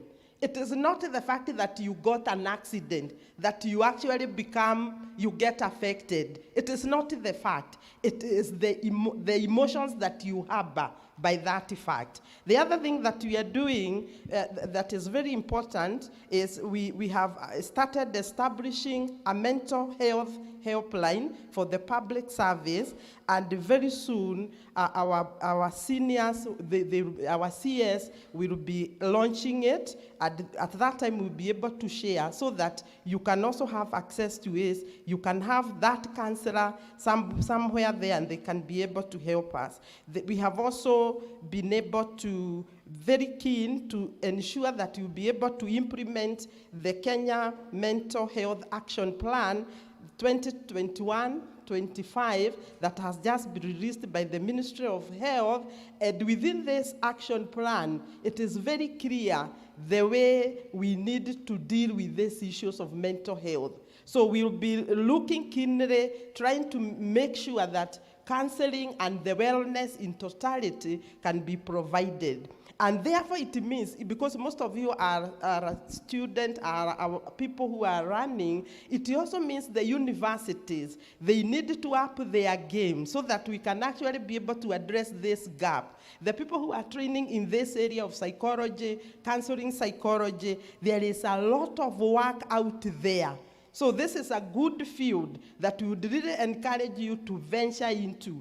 Be as practical as possible, because the issues that we are dealing with, you cannot just use theory. They will not work. We need to ensure that we are not only combining theory, but we are also practical. You can be able to help that somebody who has depression, and once they interact with you for a few sessions, they are able to get out of their cocoon. And this is very important, and therefore we need to review the curriculums that we have been using to manage the issue of mental health. Therefore, when we talk about this issue, we need to have very many key stakeholders. Otherwise, if we continue doing things the way we have been doing before, then this issue is rather going to actually become unmanageable. I can see he has come. There are so many things. As a government or as a State Department for Public Service, we have also released a circular on how to manage stress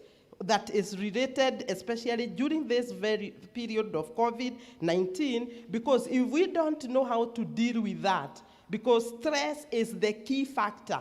That is one parameter that we use that could help you to know whether you're on the side of good mental health or the negative mental health. So there are many things. We are also seeing the need to develop a public service mental health monitoring and evaluation framework, so that we can be able to know what we are achieving. Otherwise, there are a number of things that are being done, and we would be sharing more anytime we have such a forum. Thank you very much.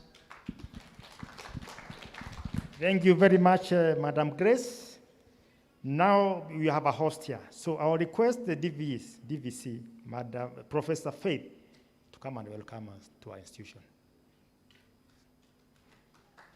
Makofi kwa DVC. Karibu sana Professor. Any other microphone?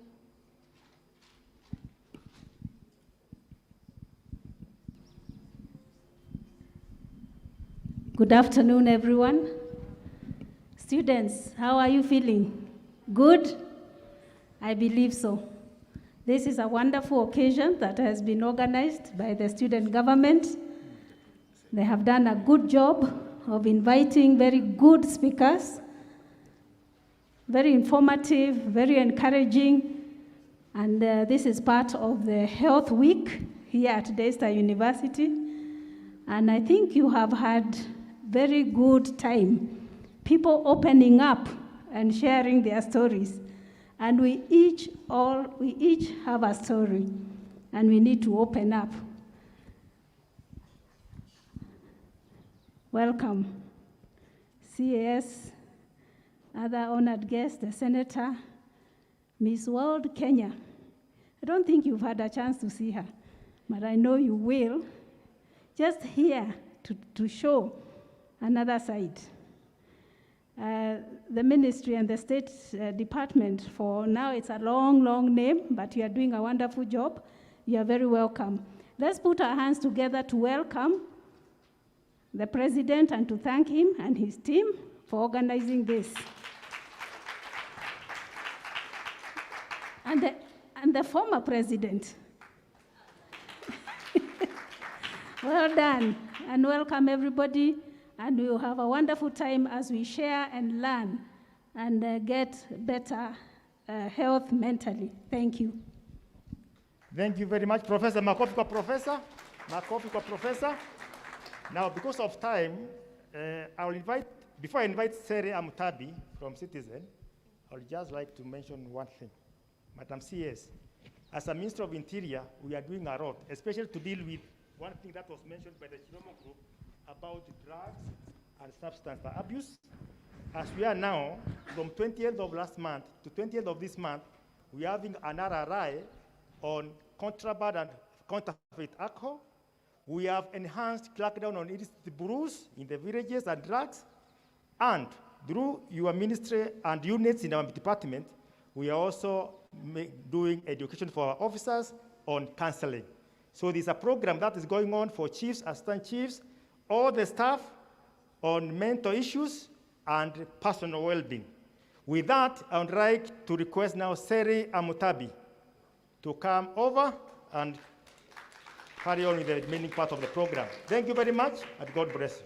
Thank you. Karibu sana. Good evening, guys. Bwana sifiwe. Kwa yule ambaye sinifahamu, if you don't know me, my name is Sally Kadot Amutabi. I work for Radio Citizen, Chemichemi Ukweli. I'm an alumni of Daystar University, by the way. Kuna watu wa Thiriva kweli? Watu wa Thiriva hoye! Watu wa Thiriva hoye! Aya, watu wa Manchester wako in the house. Maniwa! Watu wa Arsenal mambo vipi? How is life on the other side? Anyway, so my name is Sally Kadota Mutabi. I'll be very brief. I just want to take this opportunity, first of all, to say thank you to Marco and the entire students' body. When I reached out to them to come up with something, you know, and just make noise, the necessary noise that is needed in terms of mental health, because in the opportunity that I've been given as a media personality, as a radio presenter, and the shows that I run, I have come across so much that there are times you don't even know where to start in order to give somebody help or get them help. A lot of us are here smiling, we all look pretty with makeup, slaying and everything, but deep down our hearts, sometimes when you're in that corner alone, that is when the real you comes out. That is when you break down and you want to, you know, just let out the pain you're going through. It might have been bullying like Judy, you know, in school, body shaming, Quinta, you know, your nudes being shared online and stuff. Some of us are here, out here, people know our families are perfect, but at home that relationship is not there between you and your dad, between you and your mom. Some of us were sodomized, you know. We don't know who to run to. Some of us have been raped. Some of us have been in relationships that probably just, you thought once, hey, this boyfriend akiniacha, I am done, you know. And I felt the need. I've been doing that online, and that's even how the cast and her office got to notice what I was doing. And Isaac, you know, and you get to realize, even if you just save one life, you have done a difference. So to everyone who's in here, because we are the change that you want to be, first and foremost, if somebody reaches out to you, opening up about a problem they are going through, please don't go and make fun of them, because you also don't know about your tomorrow. Instead of pushing somebody to the brink of committing suicide, be the person who gives them the rope to climb up and be fine, and be that shoulder to lean on. Call on somebody. Don't just call on somebody. No, I'm just assuming. I'm just giving an example, Professor. I'm really saying that is what is happening. But don't call on somebody when there's only a sherehe ya kupigwa, you know, when there's only money to spend, call people all the time. If you consider somebody a friend, call them and find out how they're doing. Because sometimes it's not the money they need. It's not the beautiful pictures they need to see. They just need that presence. And that is even how I ended up reaching out to Judy. I knew Judy almost 15 years ago. We grew up together, and then this connection, and then she reached out among the many people just to share her story, you know, and make a difference. So when we live here, I want you to have a challenge upon yourself. Are you pushing somebody to their brink, or are you pulling them up to their salvation? Are you pulling them up to their sunshine? Thank you very much, Cash. Cash. Utajuaje mimi ni Mkenya yawa? Anyway, thank you. I have to wakilisha. Utajuaje mimi ni Mkenya? Thank you very much, Cash. Thank you very much, Professor. You guys did an amazing job molding us back in Daystar. I was a leader back in At the River. I was a students manager station, Shine FM. Any guys from Shine FM? Beautiful. You did beautiful. Involvement, the newspaper, anyone? Nice. Please write a good story about us today, you know. And I'm also happy to meet Anita Kasanga here today. So I'll take this opportunity to really, really be thankful that you've come on board to support each one of us, Isaac, and the entire team, the county commissioner. And so I take this beholded moment to call upon you, Anita Kasanga, the beautiful job you're doing. So you may be able to say a few things, and we may be able to get to the climax with Mheshimiwa Shebesh saying Hawadu too. Makofi jamani. Acheni uchoyo. Makofi, makofi. Appreciated. Karibu sana. Sanitization? Okay. I use this one? Yes, go ahead and use that one. God is good all the time. Masaa imeenda. Hata mimi nafuata ile basi naenda Daystar. So I'm happy to be here. Everyone wave, wave, I see at the back. Labda wengine wamejificha kwa viti. Okay, nice. And thank you for being patient. I know time imepita sana. Laboso, thank you for reaching out. Very nice young man. And thank you for putting this together, and for everyone else. Madam CS, my good friend, mental health champion in government, God bless you for your good work. And everyone else who has spoken, thank you for opening up and sharing. I think this is how we are going to fight the stigma. For those who don't know me, my name is Sylvia Mweni Kasanga. I'm a nominated senator. Chama cha Wiper. Hebu nisalimieni. Wiper. I'll tell His Excellency Kalonzo mumemsalimia. So that's me. And my work in Parliament has been, of course, mental health has been the one thing that I've been championing, and I have a bill in Parliament. As you know, we need legislative frameworks for almost anything. And the reason why we need legislative framework is for accountability, so that money can be put into that space, and then we can account for that money, and we can monitor how the programs are rolling out. And really, it is wonderful that in Kenya today we can celebrate and say that we have discussed mental health in Parliament for the first time since our independence, and successfully passed a bill at Senate, and now it is at National Assembly. In fact, we need to be speaking to Honorable Sabina Chege, who has already introduced it in first reading. That's a big step. And I'll tell you, it would not have been possible without all the stakeholders, including yourselves, all the conversations we've had since 2018 when we started this journey up to today. That pressure has really put government on their toes. It has woken them up. And now something is happening. And even for the first time, we have a budget line for mental health. In the current budget, you have to clap for yourselves. Hiyo ni kazi yenu. And that is our work now as legislators, to make sure we get these things done. And then, of course, the next step is to monitor. Hiyo pesa imewekwa hapo, iende kwa hiyo kazi. We want a new Mathare. We want programs for mental health, wellness to be rolled out.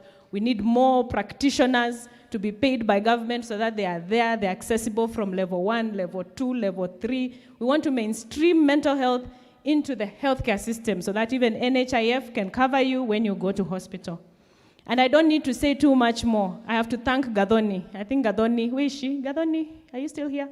She really wrapped it up very well in terms of, you know, what we need to watch out for, what we need to look out for as citizens and as we go about our everyday life in mental health. And for that, I am so grateful. Everywhere I go, I meet Gadoni, And I always say that for me, I love to be in part of these conversations because there's always something to take home. Quinta, your book is beautiful. In fact, I was just perusing some of the pages. You guys have to buy her book because she really brings it home. She really brings it home. And sometimes when it is brought to that scale, you really begin to understand what are we talking about and how can we deal with it. And look at her, beautiful, and our good friend, they're all living their lives in full. And each one of us truly has a story. Even I have a story. Me, I've been treated for mild PTSD and anxiety. There are times when I could not sleep because of having panic attacks. And if I had not gone through that treatment, maybe I would not be this person that is standing here. And all these stories are stories of hope to tell you that we can conquer anything together. And so because I want to wrap up and give our wonderful guest of honor space to speak, I have spoken in many forums. And every time I wonder what is the one thing that I can leave the people who are listening to me. And I was honored to speak with the refugees, UNHCR, with refugees during the World Mental Health Day on 10th of October. And the only thing I could think about after hearing all sorts of stories, you can imagine the traumatic stories you hear from refugees and how they have overcome them, which is a wonderful message of hope. But the one thing that we must talk about, kama tunataka tufunguke kabisa, really we must spread the message of love. Love is a single universal message that transcends all religion, all worlds. If we have other worlds, I can tell you the message of love is also in those worlds. And we have to learn to love ourselves first, and then you radiate that love out. And for us who are Christians, it is very clearly written. It is one of the two commandments that were given by Jesus is to love God, love your God with all your heart, with all your soul, with all your mind. And then the next thing is love your neighbor as you love yourself. So you have a duty to love yourself so that you can love your neighbor. And you see what happens when you love yourself, you radiate out the love. The minute you radiate out love, you allow the people around you to be vulnerable. Kufunguka si rahisi. You need to be in a space where you know you're safe. So uki radiate love, the people around you can be a bit more vulnerable, and therefore watafunguka. Sindio? So tupendane, watu wa Daystar tupendane. Uko bunge tulianzisha campaign ya tufungue roho. So parliamentarians have a campaign there, Fungua Roho. And as you can imagine, I think Gadoni needs to come and put a station in parliament because huko tuko na shida mingi ya mental health. But I want to just encourage you, tufunguke, let's speak up. Let's not be, let's not be afraid. We can always find help. And most importantly, let us love one another. Let us really send out the message of love. That's all I can tell you. And thank you again for having me. And I'm always ready to speak. You can follow me on Facebook. You'll see all the conversations from Parliament on mental health. I always post them there. Any information you want, documents on mental health, you'll find them on my page. And I'll be happy if you can follow me. So God bless you all. Thank you very much for having me here today. Mike, back. Thank you. Thank you very much, Senator Kasanga. Please don't go down, Senator. You just spoke about kufunguka. Wacha tuone kama unaweza funguka kidogo. Welcome on stage, Mheshimiwa Shebesh tafadhali. Professor Faith, I know people have not seen you dancing. Do you want to see her flex kidogo? Yes, please come on board. Tunafunguka, my friend. Literally, Bona County Commissioner, are you allowed to flex in the National Police Service? I will invite you to, you just flex, and all our guests, Quinta, Judy, she's just our guests, like all of you just come on board. I'm forgetting her name, please just come on board. Just a short dance. Favor, where are you? Dance masters wako wapi, jamani? Tufunguke kidogo tu. It's part of exercising. It's part of exercise. Kidogo tu. DJ yako wapi? Umepeana kiu uko juu? Wanajua. Hii ni FW bus. You can all see me, so stand up. I know we're all bored. Don't act. We're all bored.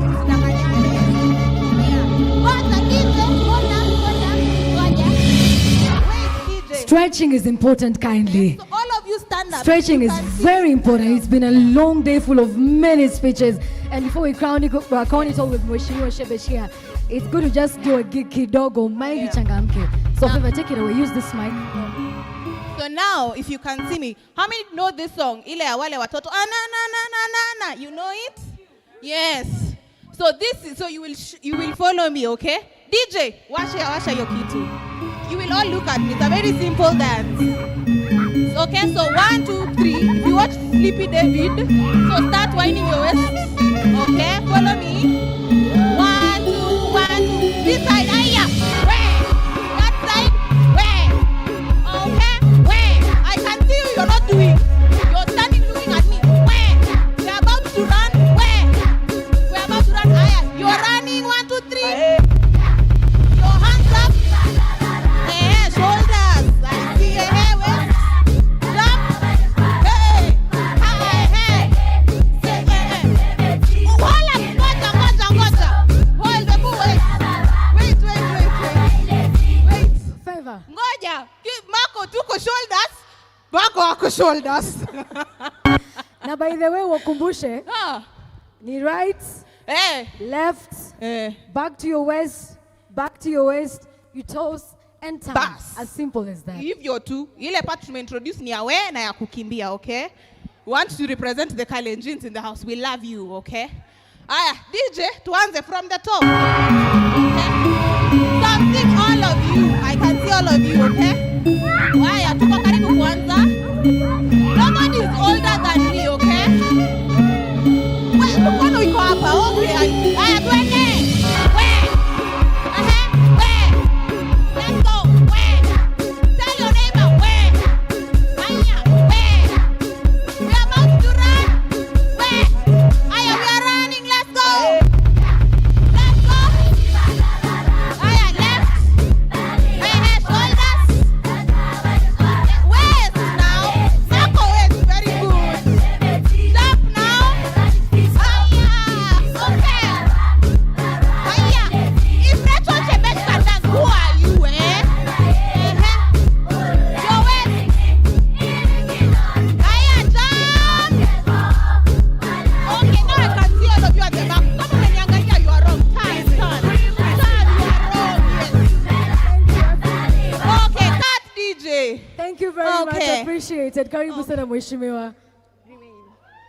Wapi makofi jamani?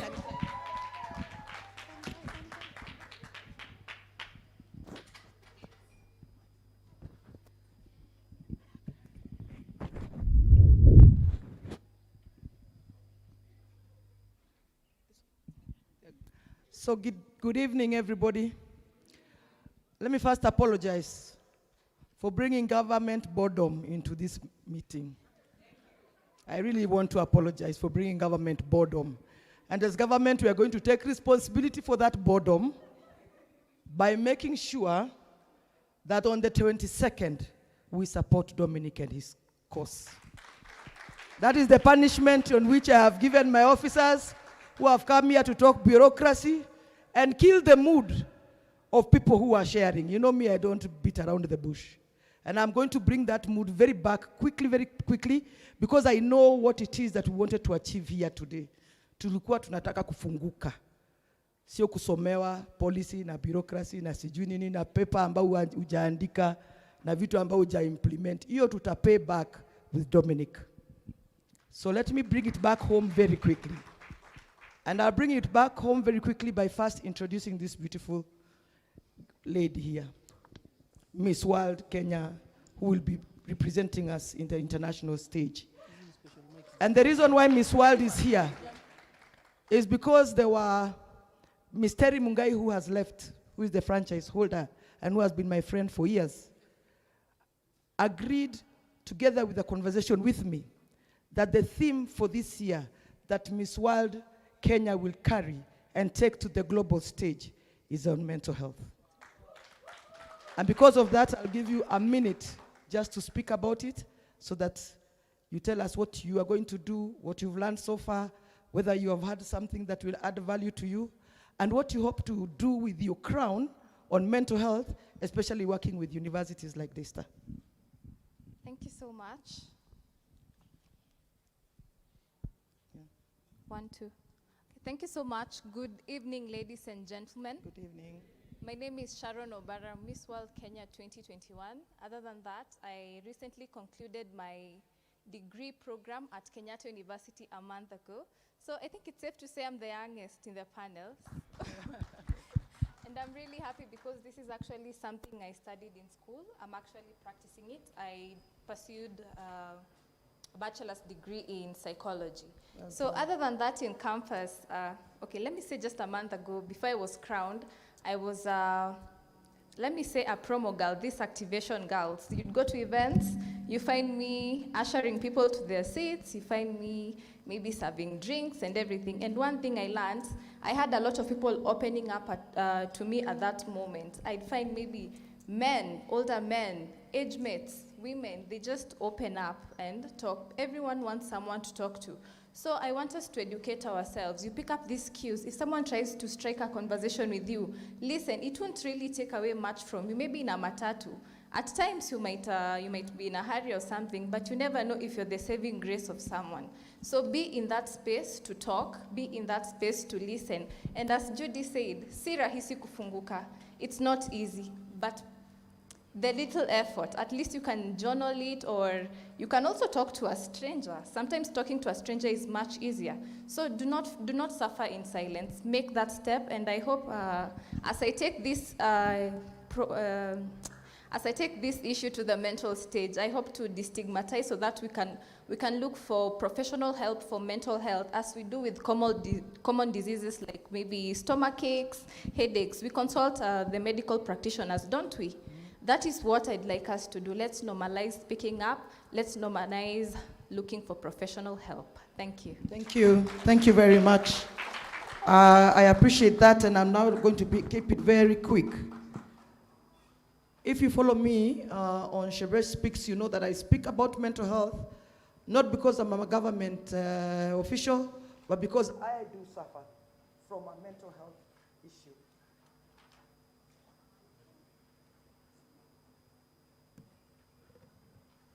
Or should I just use this one? I said I speak about it because I have bipolar disorder, which is a mental health disorder. And therefore, when people are speaking here about their disorders, today I learned a new one from this lady here. What was your name again? I learned about the complaint. I'm going to do my homework on that. I learn every day. But just like bipolar disorder, which I have, and any other mental health illness that you may be suffering from, or you are not even aware, my message is always this: that it is a disease like any other disease and can be managed. And therefore, if my bipolar disorder defined me, I would not be today a waziri in the government of Kenya. I would be a person who has no hope, whose life is confused, who is being ostracized. But because of the help that I got, because of the support system that I have around me, and because of my own self-acceptance of my illness and my mental state, I am where I am today. And therefore, when I speak, especially to the young people, I say this: you don't have to take as long as I took to get where I am. The help that was not there before is now available. You would never have found a mental awareness day at Daystar University like you are finding today. It would have been something stigmatized and nothing to talk about. Today, the university, through the leadership, are opening up a conversation that many of you can tap into immediately. And I urge you, tap into it. Because as you are seated here, watching us dance, listening to our delivery of messages, I can bet you, out of every 5 of you, there is one person who is saying, that's me. I wish yeah. What you mean somebody else feels that? I can bet you that as we are seated here, maybe half of us here are reaching out in spirit to what many of the people have said here today. And so, I have come not only to offer my support, but to also congratulate you and your team, Marco. To congratulate you. for starting to pick up the issues that students need. I know being a president and leadership in student unions is about sometimes too many other things. You know what I'm talking about. Student power, comrade power, no problem. But what about their mental health? What about their well-being? You know, and that for me is, I remember something that you were given as a team when we came for the, I don't know whether I can call it inauguration. I think you were challenged. And I remember that. I think you were challenged to go beyond the norm. And I think this is going beyond the norm. Today I'm here with my colleague, Senator Kasanga. I was going to call you Kasavule. And she is also not somebody who had a history of working with the issue of mental illness. But when she was nominated, and when you come into Bunge and you're nominated to the Senate, you're nominated, because you don't have a constituency, if you are clever, which she is, and which I was also when I was nominated, you find a cause, one or two causes, and run the race with it. In fact, get the cause. If there is no legislation around it, put legislation around it. If there is no budgetary allocation, lobby for budgetary allocation. Because of her, and she'll be written in history, today we have a mental health bill that's about to go through. Because of her today, government of Kenya is putting money into mental illness and mental health issues, which would never have been there, because as long as you don't give government a law, there is no way, even if you demonstrate on the streets, that money goes to government without legislation and without voting in a budget. It's just as simple as that. So when you get somebody who is committed to it, comes and makes it her thing, and today, I find you like one of the biggest experts on this issue because you've really researched about it. I think you have met literally all stakeholders because of the public participation angle, and I want to thank you for that. I want to say thank you to Chiromolen. Chiromolen is my home, away from home. Where are you, Chiromolen?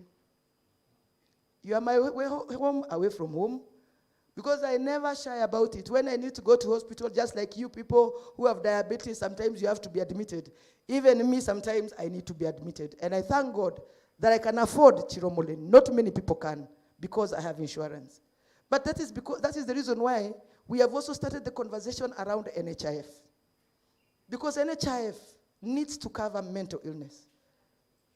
NHIF must cover mental illness.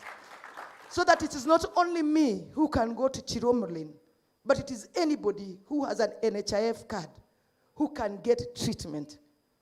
And when I speak about Chiromolen, I must speak about Mathare. And when I say Mathare must be rebranded like you have said, I believe it can happen. Why? Because for once we are putting money there. Two, we are destigmatizing the issue of mental illness. I am sure in your family or in your society, your community, if you ever talk about somebody alienda Mathare, it's like a gone case, isn't it? Yeah. And it's like the family is even embarrassed. We need to make Mathare accessible to every Kenyan, because it is there where our best psychiatrists actually also are. It's just the same way people never believed in Kenyatta Hospital for so long until Kenyatta Hospital was revamped. And I am sure everybody here today is comfortable going to Kenyatta Hospital. There was a time people thought Kenyatta Hospital was for, that's what we need to do with our mental health facility, which is our biggest, which is Mathare. But beyond that, through our engagement, Senator Kasanga, my colleague Kas Nadia, Kas Mwangangi of Health, we have engaged county governments. County governments like Nairobi County, for example, must have facilities within their hospitals for mental health. They must have. And we are happy to say that some governors, hopefully soon all, because of the pressure that will be put through the Senate and the kind of bill that is coming through, that you will not have to also worry about coming all the way to Nairobi if you're in Kakamega or if you're in Garissa. You will be able to get a hospital at whichever level that is under a county government, offering clinical services for psychiatrists and for physiotherapists. And let me say, psychiatrists, I've said this 1,000 times, I must say it again today, psychiatrists were not trained to treat stones and trees. They were trained to treat me and you. And there is no shame in going to see a psychiatrist. Just as there is no shame in going to see a heart specialist if you have a heart problem.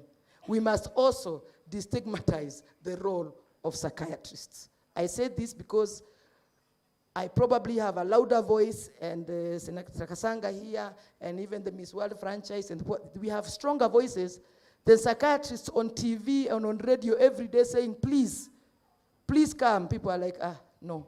But if you hear other people speaking like we have done the conversation today, we have actually demystified a psychiatrist because she was here talking. Where did the other lady go?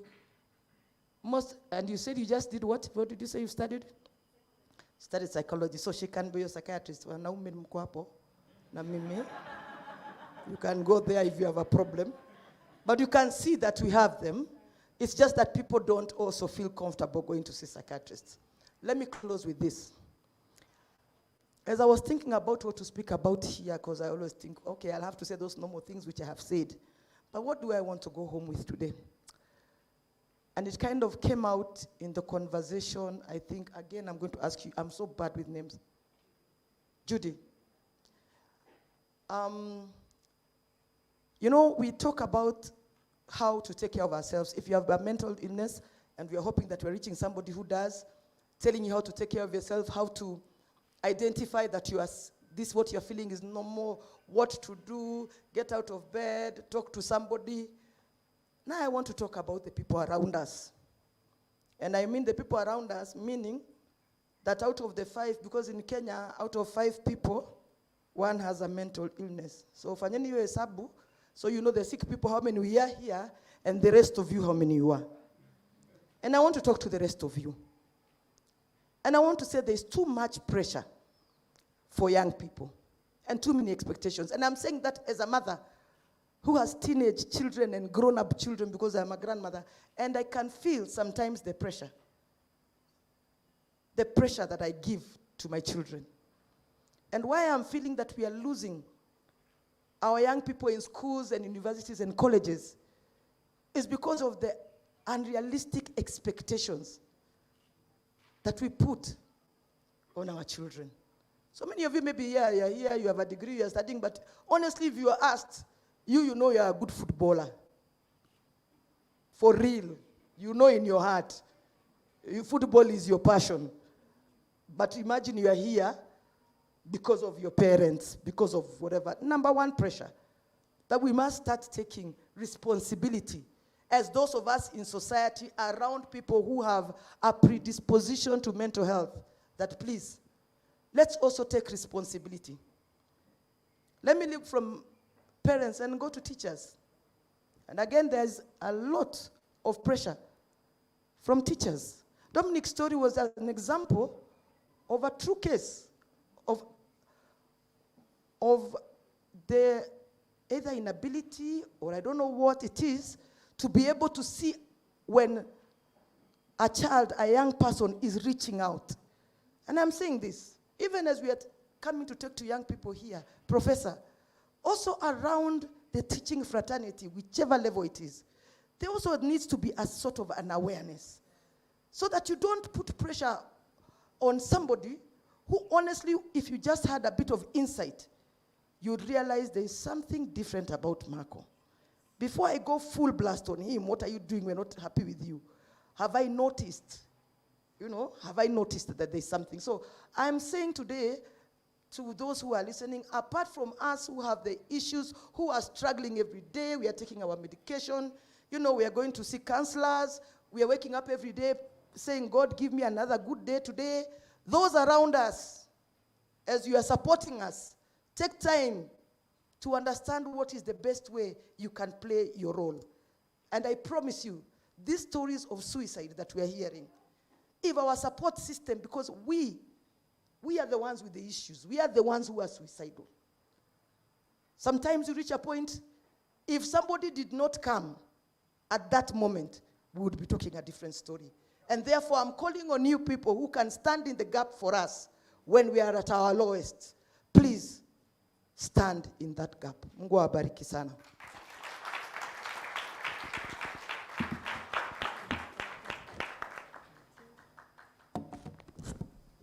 One, two. Makofi tena kwa Mheshimiwa Shebesh. Thank you very much. I think the takeout for everybody today is that we need to destigmatize the conversation around mental health. And as she actually just put it, that amongst us, probably let's say like in this row from there to there till the county commissioner, one of them is sick.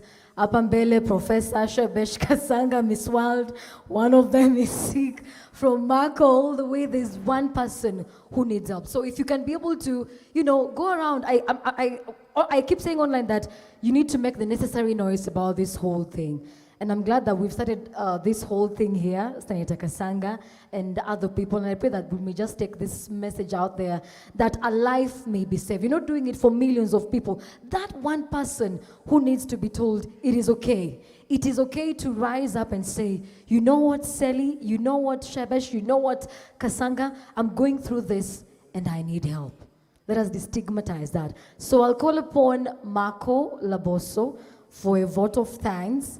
And then as he comes here, I'll ask our guest just after he's done the vote of thanks and we have a prayer that we may step out for a photo session and then we may leave at our own pleasure. God bless you so much for your time and for your patience. Marco? Okay, seems to be a change. Wow. This session was very great. Sindio? So before you call Marco, we would like to say that we really want to thank you. Personally, we want to thank you as students. I'm a first-year student, and seeing a great initiative in a university, it's not every leader who thinks about such. Every student leader in Kenya is going to offices of senior people, politicians to borrow handouts. But you thought to organize such an event. So these are great things. Ndio, tupigie ujamaa makofi. It's a great initiative. They say that the leaders of tomorrow are those who sow seeds today. Sindio. And in one of the stories, as you start standing up, I shall give you a story of 30 seconds that you can take away home. You can just start standing up. Tukikuja sasa. Mahatma Gandhi was traveling by train. As he was traveling by train, one of his sandals fell down as he was just trying to climb down, to climb up. So one of the sandals fell down. The train was leaving, so he had two choices. Either to go with one sandal, or either to remain behind and the train would have left him. But there's something that Mahatma Gandhi did that was quite unique, but rather this thing was just quite crazy. And this guy decided to throw the other sandal. He climbed the train and went. And she was asked, Mahatma, why have you done that? You've come on foot. And he said, I decided to throw the other sandal so that whoever finds it doesn't find one, but finds two. That's the power of legacy. That's the power of thought. That's the power of a leader. And therefore, this is what we call leaving two sandals behind. Leaving a legacy. Even to us, one day all of you will vote for me. Sindio? Simtanipigia kura. Hiyo siku ikifika nikisimama urais mtatupigia. And therefore, he's one of my mentors. He's one of the guys I look up to. And ukipeana vote of thanks, utuambie what's your plan? 2022 naenda wapi? 2027, utuambie. Sindio? Let us clap for him as he speaks. Thank you so much, Benihin. Praise the Lord. Praise the Lord again. Thank you. So I've been given this very difficult task to give a vote of thanks. And nikikusahau, I don't want to say that you aren't part and parcel of coming through this cause. But on behalf of Daystar University, the supporting organizations here with us today, we had partners such as Peptang, Chiromo Group, and DUPEC and DC3, who actually were the ones that we sat down together when we were coming up with this event, because mental health has been such a very, very, very rampant in this nation, and not just in this nation, but also worldwide. You talk about 700,000 people committing suicide in a year. So those numbers are quite huge. I'd also like to thank the students for coming and going through this event and just being here to talk about mental health and know how we can create awareness. I'll also take this chance to extend a heartfelt vote of thanks to the talented guests, speakers, and the honorary guests, the Miss World Kenya, Karibu, Honorable Sylvia Kasanga, yeah, of course, Honorable Rachel Shebesh, and our county commissioner that are present with us here today. We're really thankful, and I strongly believe everything that we've learned here is what we're going to actually implement. Because as much as we're actually here creating awareness, as a government, we're trying to see how much we're going to be able to come up with a program that is going to talk about, we want sustainability. And that's why even as student leaders, you saw us launching a 60-day campaign, a 60-day social media campaign. And I want all of you to come and join and be part of this cause. Let's promote mental health awareness. So I don't want to keep you here, lakini asanteni sana. So before we actually leave, we have gifts for guests. So Favor and the team, you can come so you can prepare the guests. Asante. Benny, where's Benny? Benny, Walubengo?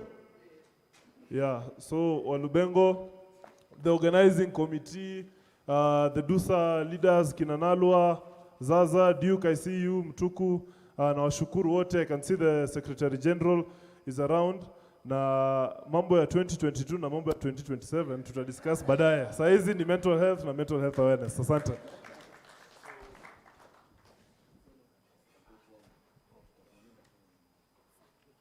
So finally, just Mheshimiwa kindly just come to the stage. Senator Kasanga, Miss World, Professor also, the County Commissioner, and then the rest of us will be able to get our gifts out there. This is we are in Daystar. PR is important also, you know.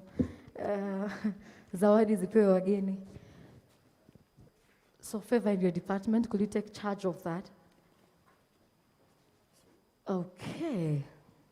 So you start with... There is no music. DJ, umelala, tusilale, jamani kwenye stage. So Marco, you hand over the gift. You hand over the gift. Just feel good. It's done, just feel good.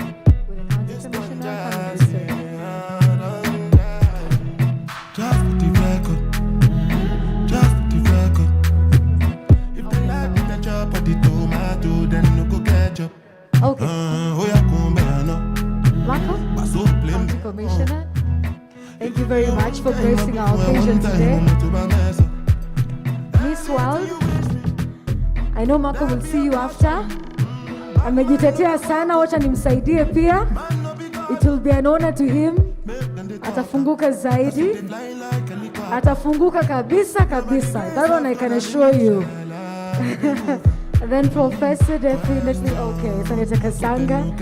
And then you'll give one to Professor to hand over to our chief guest, Mheshimiwa Shebesh. Favor? Bring one here so that our dear Professor will hand over to the chief guest. Yes, this is the most important one. I'll be a typical African woman. My life for you. Oh, sorry. All over the news. All over the news.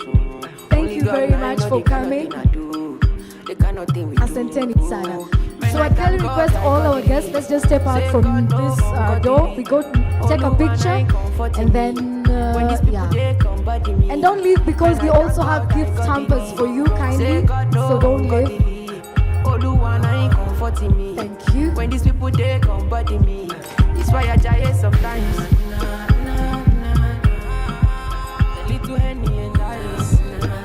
Okay, guests only this side. Guests only from here, the rest, let's use the main door.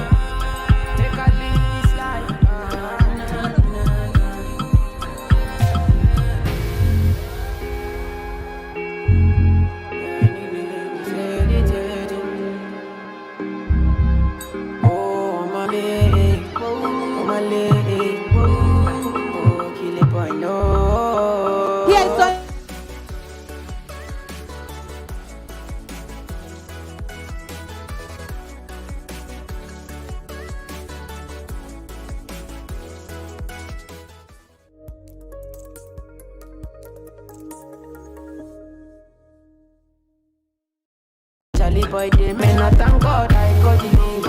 Say God